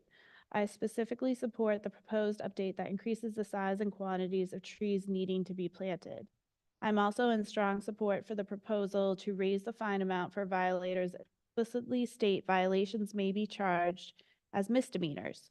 Urban trees are an appealing, cost-effective, low-tech, and time-tested practice that sequesters CO2 and reduces air and water pollution and provides much-needed summer shade.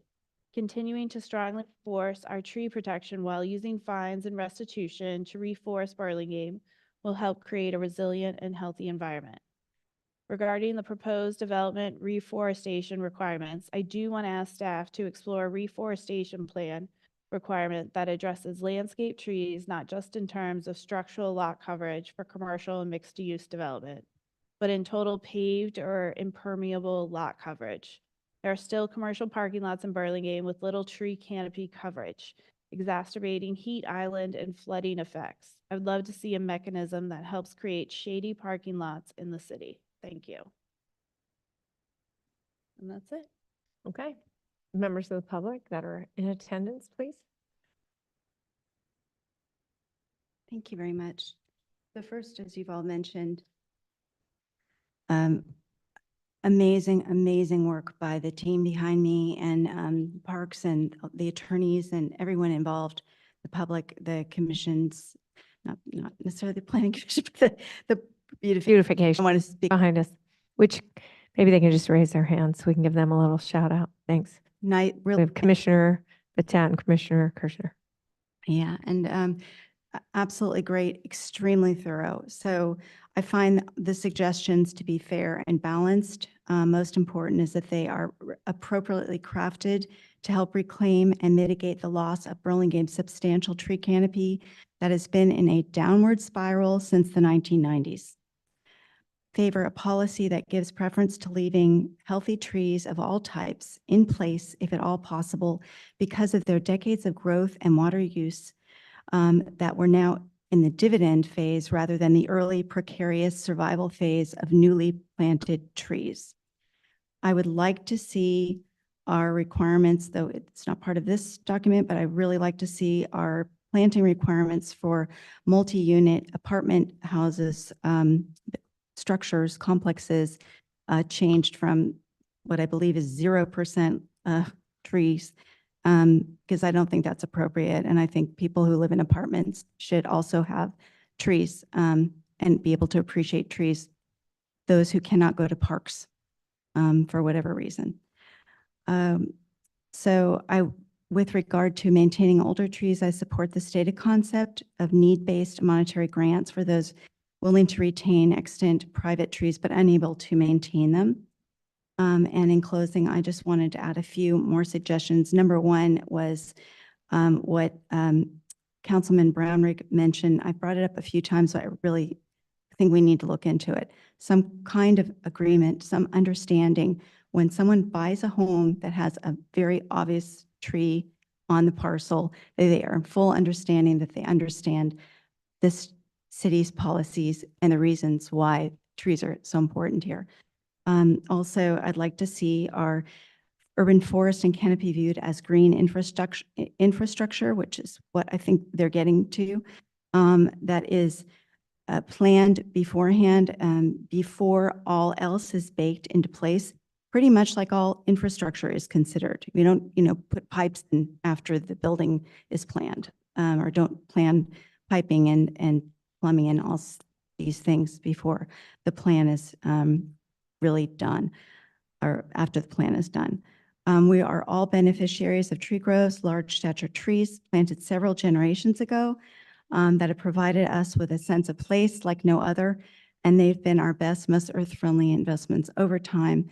I also would like to see us celebrate our trees and groves and entertain the idea of something they do in Europe called trees of merit. Sorry. And Yeah, wrap up. okay, and also would like to see us use our investment in the San Mateo County's conflict resolution services for tree conflicts. Would help if people speak to each other more before everybody gets all upset. Okay. Thanks. Thank you so much. Okay.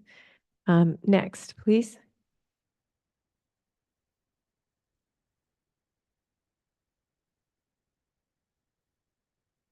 Hi, good evening. My name is Michael, and I have a home up on the Mills Estate area on the corner of Arguello and Granada. And I want to thank the folks who've helped me to manage some of the tree and sewer issues that I've had on the house and on the property, including arborist Mr. Holtz. I thank you. He's been a big help to us, as has Richard Horn, who's one of the leaders, I think, on the water and sewer side. So I want to give a shout out to those guys who've done just a great job in helping me. One of the things I want to add to the discussion tonight is to ensure that we think a little bit more about the folks who live in the Mills Estate area on the Burlingame side, the old Richard Ortiz area, right? His area, the Ray Park and the Mills Estate and so forth. To the folks up there, I think what separates the Burlingame Mills Estate side from the Millbury Mills Estate side is the quality of the trees. I mean, that's what got me over there, right? I could have gone to Millbury Mills Estate. I grew up in Millbury and San Bruno, but I wanted to go to Granada because I love the trees. But one of the challenges is that up on those hills, the trees are important, but more important is the views. And if you ask the people in my neighborhood, I'm a local hero for those guys because I trimmed some of the trees. I've taken out some of the old pine trees and replaced them years ago. And it's the combination of being able to top the trees to get a canopy effect, but still allow the upper neighbors to get their views. It's critical. It means a lot to the neighborhood. It means a lot to the people there. And I just wanted to make sure that people are aware of the fact that, yeah, there's issues for the folks who live in the Easton area and the beautiful, Burling, all the different areas. But up on the hill, views make a big difference. So I just wanted to make you folks aware of. Thank you. Thank you very much. Appreciate it. All right. Are there any more members of the public who want to comment? Okay. Might we address the issue of the hills and the views, please? Sure. We have my predecessor and Bob Disco and Director Glom said they did a lot of work on our urban forest management plan. And there's a section there that addresses hillside view area. And what Commissioner Pfaff had mentioned, we routinely refer people to the San Mateo County Conflict Resolution Center. Unfortunately, it's just a lot of neighbor issues and we try to get people to work it out. It's not really the city's role, but we do try to help bring parties together and just educate on what the law is and what the purpose is and what the intent is of our urban forest management plan. I don't know that we advertise it very well throughout our community, but it's certainly called out in a section of our urban forest management plan and does come up from time to time in the year. Fantastic. Thank you. That's helpful. Okay. I'm going to open it back up for comments and wrap up. I think we have some questions that we were asked. I'm going to go through them again one more time. Landscape tree definitions, offsite, the conversation around allowing offsite replacement, how much deference we want to allow and discretion to staff, and do we want, these are specific questions, do we want the remediations to come back to the council or may they be sent to a commission? In addition to just your overall thoughts. And we can give our overall thoughts and I can go through these one at a time real quick. I just want to remind everyone. Does anyone have any overall thoughts that wants to start? I always go first. Should go first. Well, Go ahead, Vice Mayor. thanks. Great discussion. Learned a lot. I think, I really think there is science-based art happening here with our urban canopy. And in hearing the mayor speak and listening to the discussion, I think it is really important that our staff has some discretion to make reasonable decisions to make sure that we're replenishing the urban canopy in a way that makes sense and is reasonable and is going to, not every situation is exactly the same. So I think that was one of the questions that came up. I don't think we talked too much about or heard a lot of your thoughts on the replacing within the neighborhood, that 300 foot.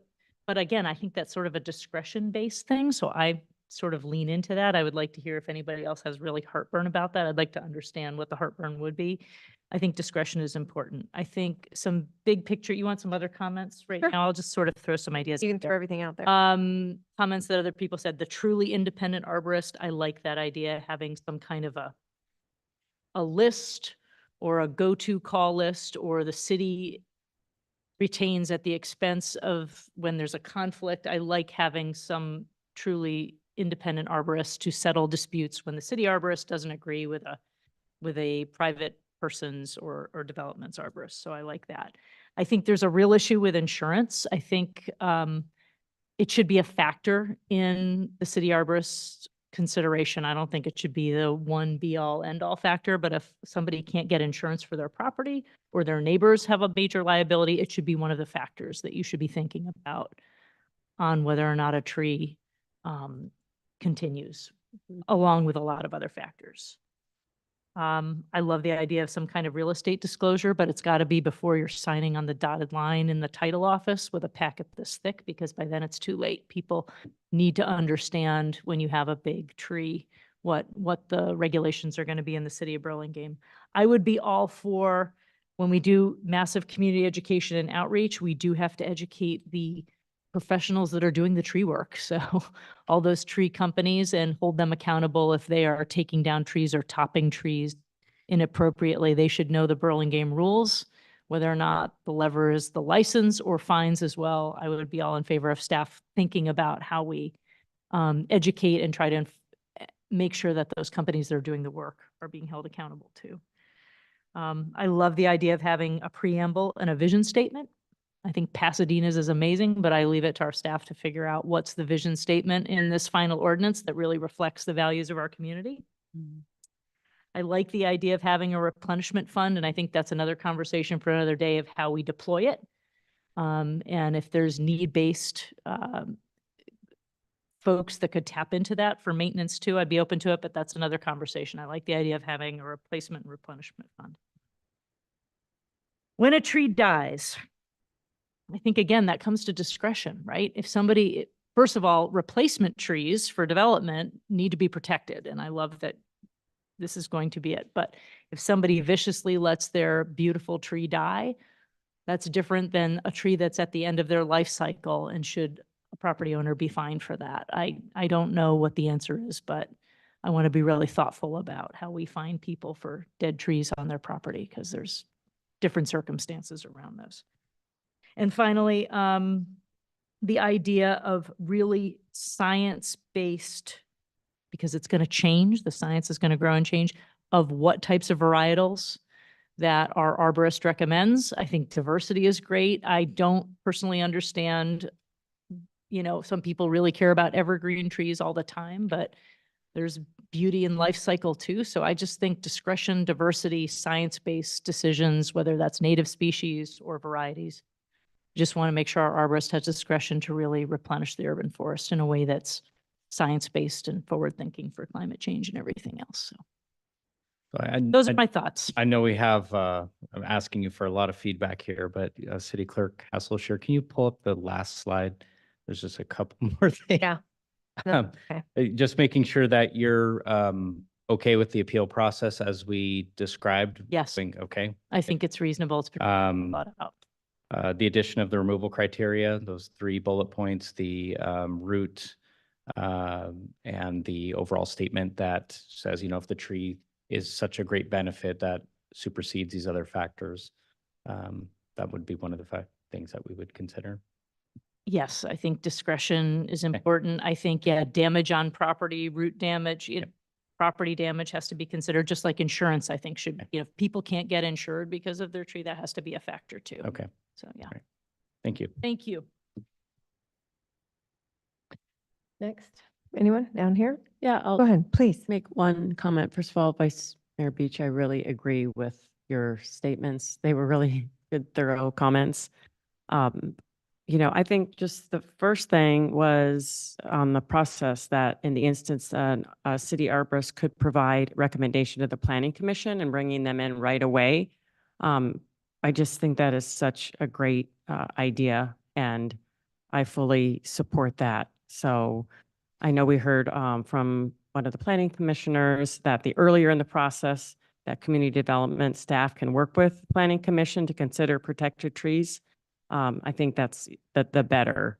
So my understanding is that that would be added to a condition of approval. Is that correct? And So in terms of my role with the planning commission, Correct. always available. I don't know that it would be routine, but it's something that we've already begun on the staff level, working with community development staff. And when we know we have potential conflict of proposed development and a significant tree, we work together significantly. And it's something in our public noticing, we're just going to need to be very clear about calling out and make it clear to our planning commission that we are available to provide advisement or recommendations if necessary. It's okay. Okay. And then I just, some really minor thing on the wording was like, when there's an application, if a tree should be removed, I wonder if we could just say not just all trees, but like any and all trees. It says to list all the trees that are going to be removed. And I would just like to stress that it would be like any and all trees, because would people not put trees down that are maybe smaller or? With relation to development? Yes. Yeah, I think one of the challenges is what is our definition of a protected size tree? And presently in our proposal, you could remove lawfully any tree that was not protected. We've had some significant conversations at the Beautification Commission level of properties that have almost been clear cut of, and you could probably, I won't say the addresses out there, but people move in by the property and take down every non-protected tree, and it looks like scorched earth approach. And that's where the staff deference, when it comes time, we're going to, even though they may meet the base description, say, you have space for more, you removed others, we want you to replace. So allowing us to increase planting requirements. Yeah. Great. Thank you. Anyone? No? Peter? Yeah, first of all, I think tremendous job in gathering a lot of data and a lot of information. I think anytime you have an ordinance that's 25 to 52 years old in some capacity is a step forward if we bring it back and start to rethink it. So directionally, I think this is great. I do defer a great deal to staff and the experts, and definitely would support a panel of third-party arborists that are vetted and available in those events that somebody has a dispute. I'm kind of in line with what your personal opinion was around the opportunity to replace trees, not necessarily size by size so much as just the volume of the trees.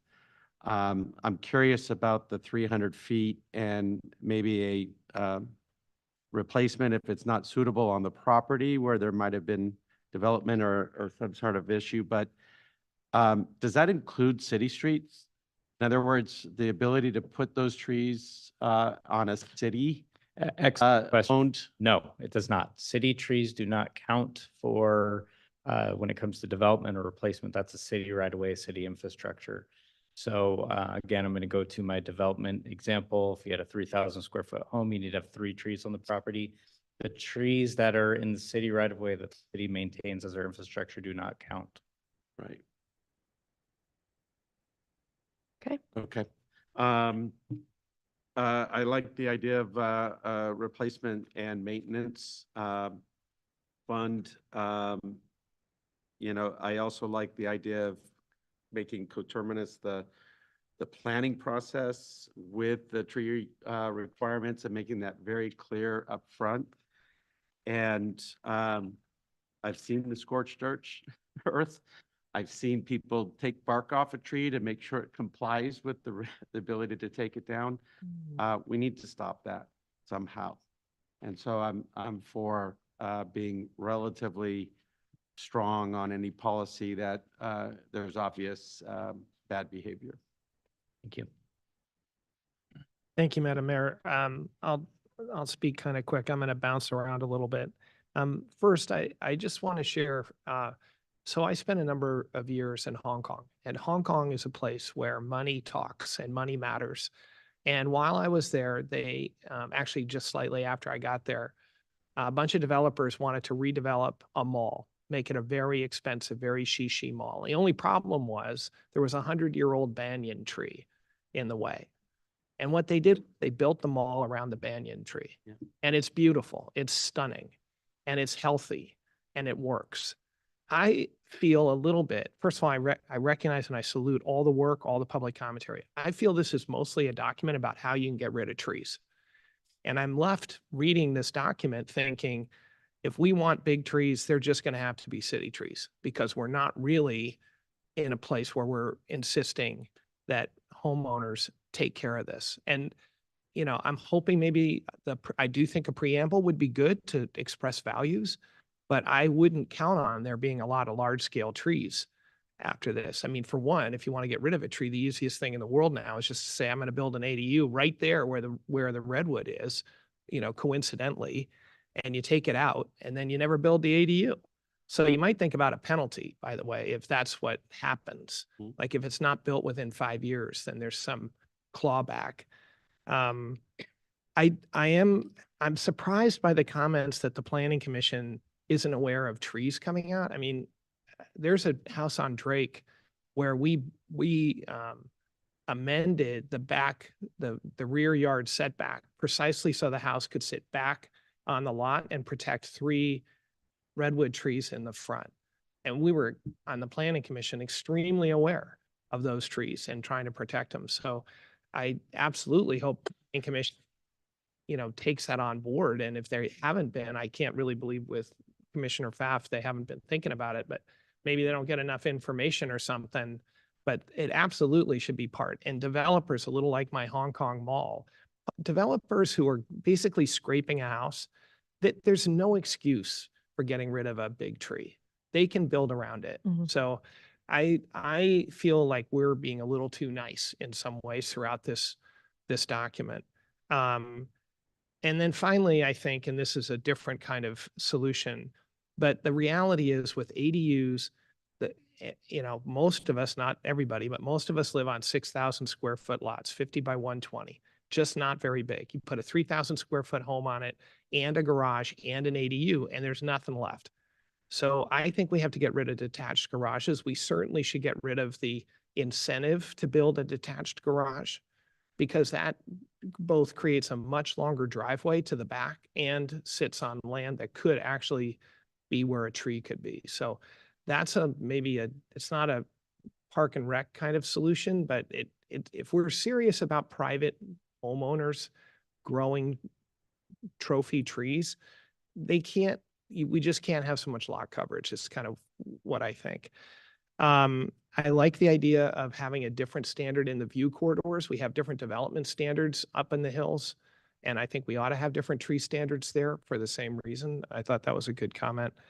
And then I'll finish with two sort of thoughts. And I recognize that if an insurance company says, I can't insure your house because you got this big oak tree hanging over it, I don't think that happens so often. And I'll tell you this, if the insurance market is screwed up in California, which it is, it's because the insurance commissioner doesn't allow the insurance companies to charge enough premia so that those are held flat and the price of replacement is going way up. That's what's driving, you know, State Farm is arguably functionally bankrupt.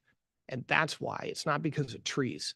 It's because the whole market is screwed up. So I mean, I worry that we give people so many excuses to take out a tree. We make it so easy. And then they have to put in a couple of boxes, which, by the way, over time, one of them goes away. Who's even paying attention, right? I'm not really advocating changing. I just want to make sure that our document expresses the values of the city, which is the urban forest and all the reasons why. And it's worth spending extra time and money to protect, especially bigger trees. And then finally, on a very small point, personally, I wouldn't take this back through commissions. Super good hearing so far, but this has been out there a long time. You guys have done a lot of work. I would get it in place and ask the commissions to show up here whenever the final hearing is. But I'm happy if planning or beautification want to take another crack at it. I leave it up to them, but my instinct would be just bring it back here and have one last go at it. Thank you, Madam Mayor. Absolutely. All right. Well, thank you to our staff and all their work. This is clearly going to be a balancing act. between, safety, public safety and sustainability. It's really interesting. I first started working in the pension industry, and one of my first things I had to do was write a paper on silviculture, which is one of my favorite words. I don't know if anybody knows that word, but silviculture. And silviculture is just the art and science of controlling the establishment, growth, composition, health, and quality of forests and woodlands to meet the diverse needs and values of landowners and society, such as wildlife habitat, timber, water, resources restoration, and recreation on a sustainable basis. And that's what we're doing here is we're working on silviculture, and we're trying to balance these complex needs of, housing and, green sustainability and thinking about trees like a utility as opposed to just, something that everyone is kind of entitled to. And we as a city have to sort of oversee and maintain the infrastructure for that, just like we do power lines and light poles and everything else. So I do like that we've really migrated this to a more scientific conversation. I'll tell you another really interesting story. It's just funny.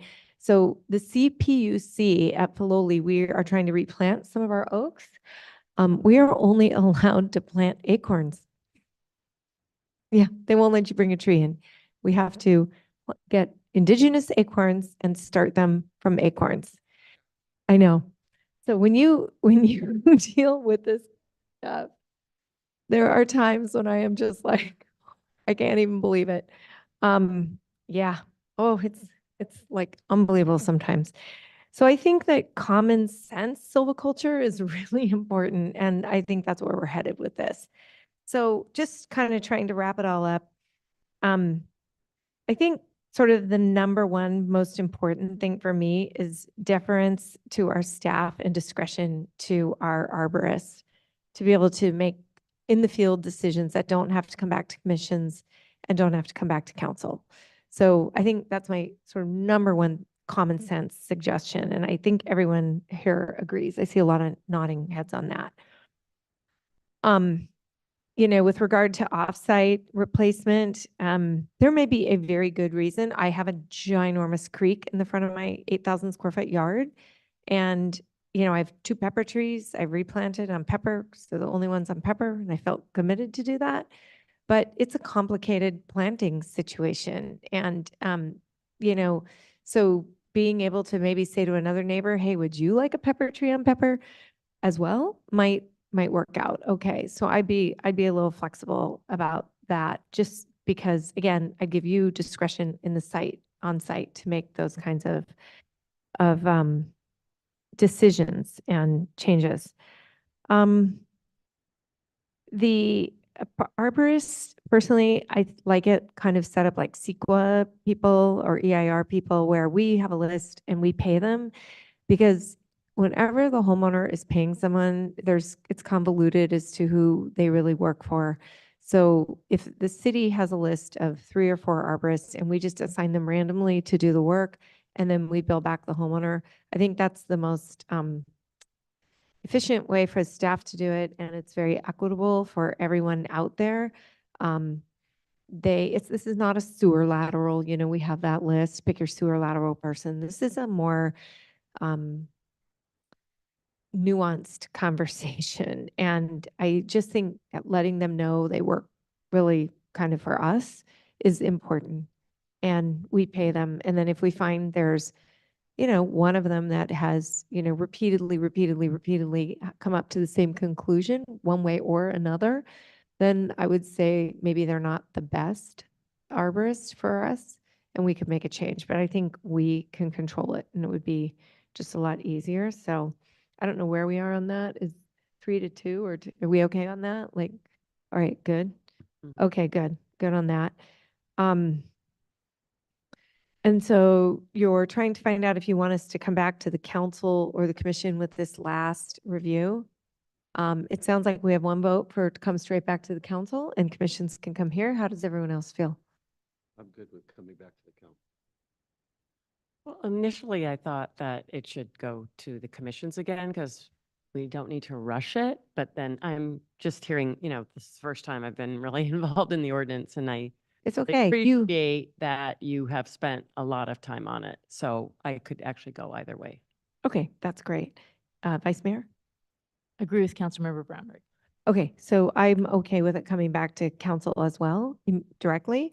And I would invite any commissioners, and I think our city attorney, if we have more than two, a Brown Act problem, can we notice the commissioners as meeting?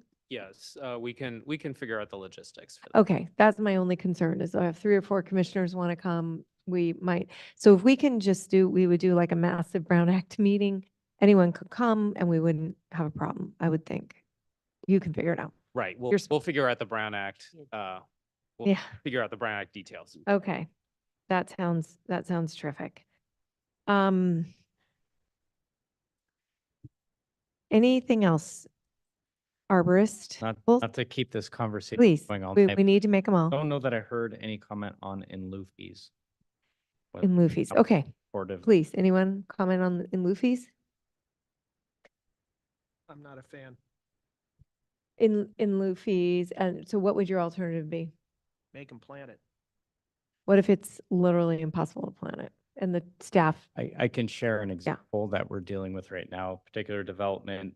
We want them to plant trees, but we're being told that there are underground utilities and they cannot plant in that area. So we, as we're working with the utility provider to try to relocate those lines, if for some reason in the life of the project, the lines cannot get relocated, they will plan to pay us an in lieu fee so that we could plant elsewhere in the urban forest. So But it's based upon what we are allowing. your discretion. See, that's what I'm worried about missing is that. And I also think the other benefit of the in lieu fee would be the circumstance, say, for example, when you have 3 large redwoods on the back of a fence line or a thing and, one dies and, you may just go out there and say, somebody just planted too many redwood trees together or too many big trees. And it makes much more sense to charge them an in lieu fee and plant a big tree in the park or something like that. To me, it's just discretion. So I'm okay with that. Anyone else? Is okay? Okay, but staff just, so I would say like policy of last resort, maybe? That's smart. And Yes, please, Vice Mayor. in part of our preamble, the vision is that we want to replenish and enhance our urban forests. So I think, I like the idea of having discretion, having that mechanism and have discretion. Yeah, the preference is always to have trees planted on site. Right, When you can. Right. yes. Did we cover the tree definition? Tree definition, Tree definition? landscape tree definition, you want to hit that? So, thank you. Yes, I don't think we did. So that was one, oh gosh, let's see here. I think. So the definition of landscape tree, trees that are single stem, non-fruiting, non-fruit bearing, have a broad canopy and grow to be at least 15 feet tall and 10 feet wide within 20 years. They can grow bigger than that. They can grow bigger, but if you planted a Japanese maple, that wouldn't count. Most Japanese maples are not going to grow to this size. This would also cover our hillside view area as well, right?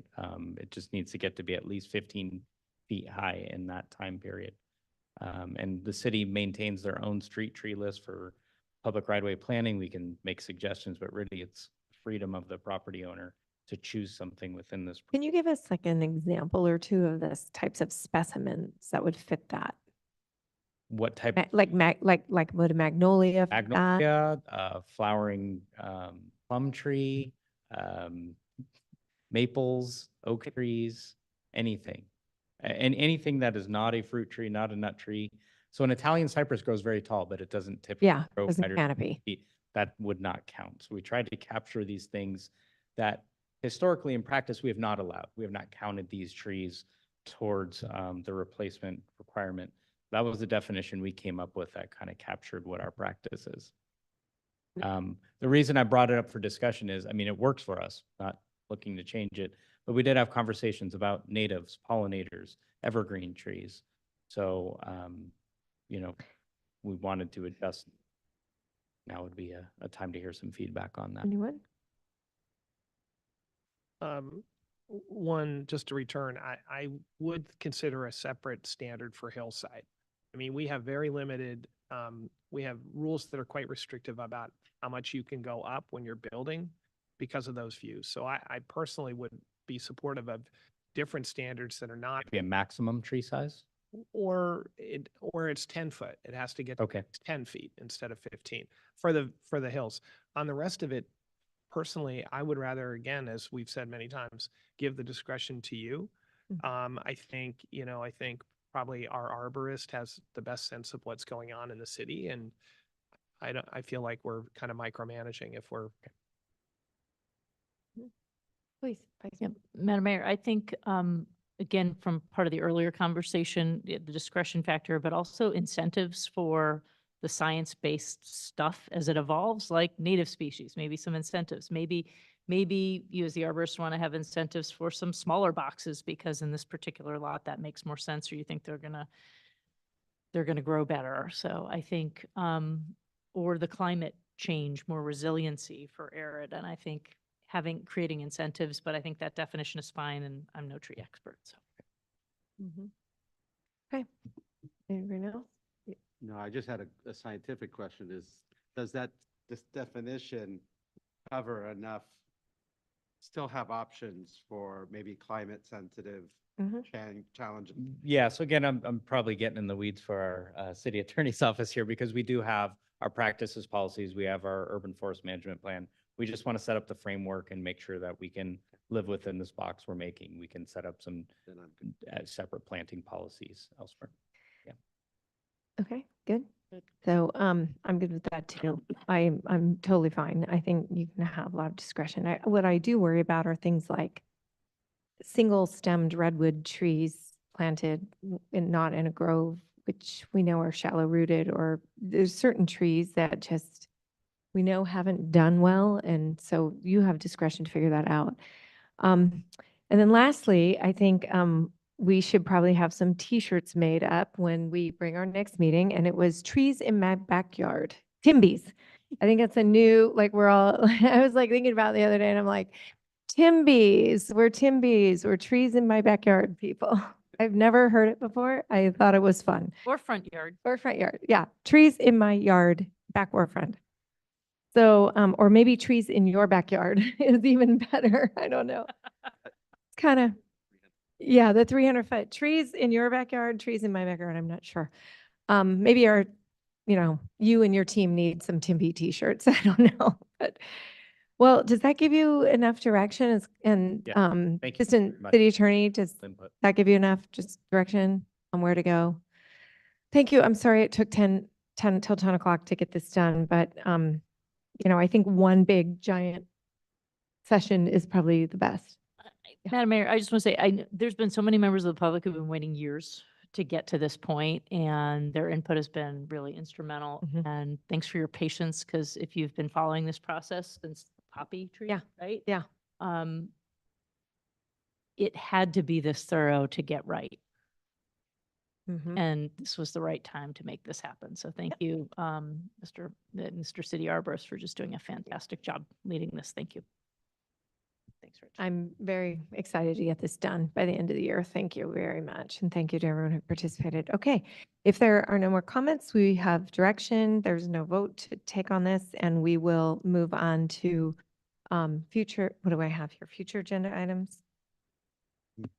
What is it? Community reports, anyone? I should know this by heart by now, but Okay. So do we have any community reports? Anyone who has anything to report out?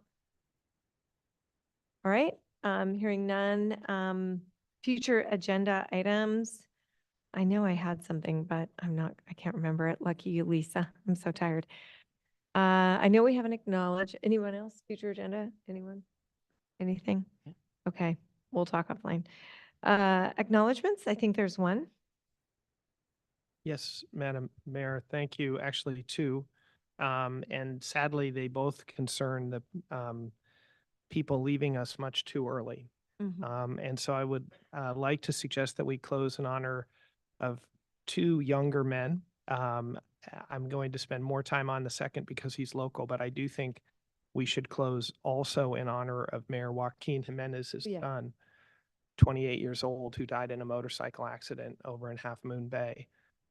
So Joaquin Jimenez Alvarado was clearly a very well-loved member of his community and was well-known and left us much too early. So in memory of Mayor Jimenez, I'd like to suggest that. And then more locally, I was extremely sad to learn of the passing of Cody Crosby. And Cody passed June 8th. He was born December 14th in 1982, went to DHS, larger than life personality, has very deep roots in the community. He's helped his dad John manage Crosby and Gray for 20 years. His granddad, William Crosby, was mayor 5 times in the 70s and 80s. So obviously very deep roots in our community, the whole family. He was a good human. He had exceptionally good humor. He was a coach to my kids, and just one of those really warm people who never stopped giving back. He was a big 49ers and Warriors fan. He loved the American Bowl and watching the Niners on TV with his dad. And for me, one of the memories that will most stand out is, so I play Sunday old man basketball every Sunday morning, and Cody used to be a regular member of the crew, and one of the other guys happens to be friends with Chris Mullen, and so Chris came along one Sunday morning, and and of course, he didn't have much time for the rest of us playing basketball. I mean, Mullen was shooting from like half court, making him and stuff. But he saw Cody shoot threes, and he goes, "I have never seen a three-point shot like that. I wish I had it when I was playing," which was pretty cool. And so I just want to say that everyone who knows him is going to miss him, especially his partner, Natalie, his sister, Jamie, and his moms and dads. And that the service, should anyone want to go, is this coming Friday at St. Catherine's at 10 a.m. Thank you. Fantastic. Thank you very much for that. Anyone else? Anyone? I do have one other acknowledgement. Yes, please. So Father Michael Mahoney had his Golden Jubilee celebration, and he's given 50 years of service in our community at OLA. And we sent him a proclamation, and I was able to do that for them on behalf of the council and the community. So, yep. Yeah, we did take care of that. Thank you. Anyone else? Okay, then we'll go ahead and close with a moment of silence.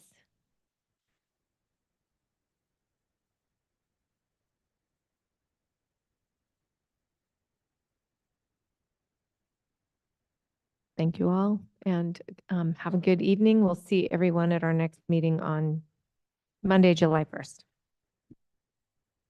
Sorry about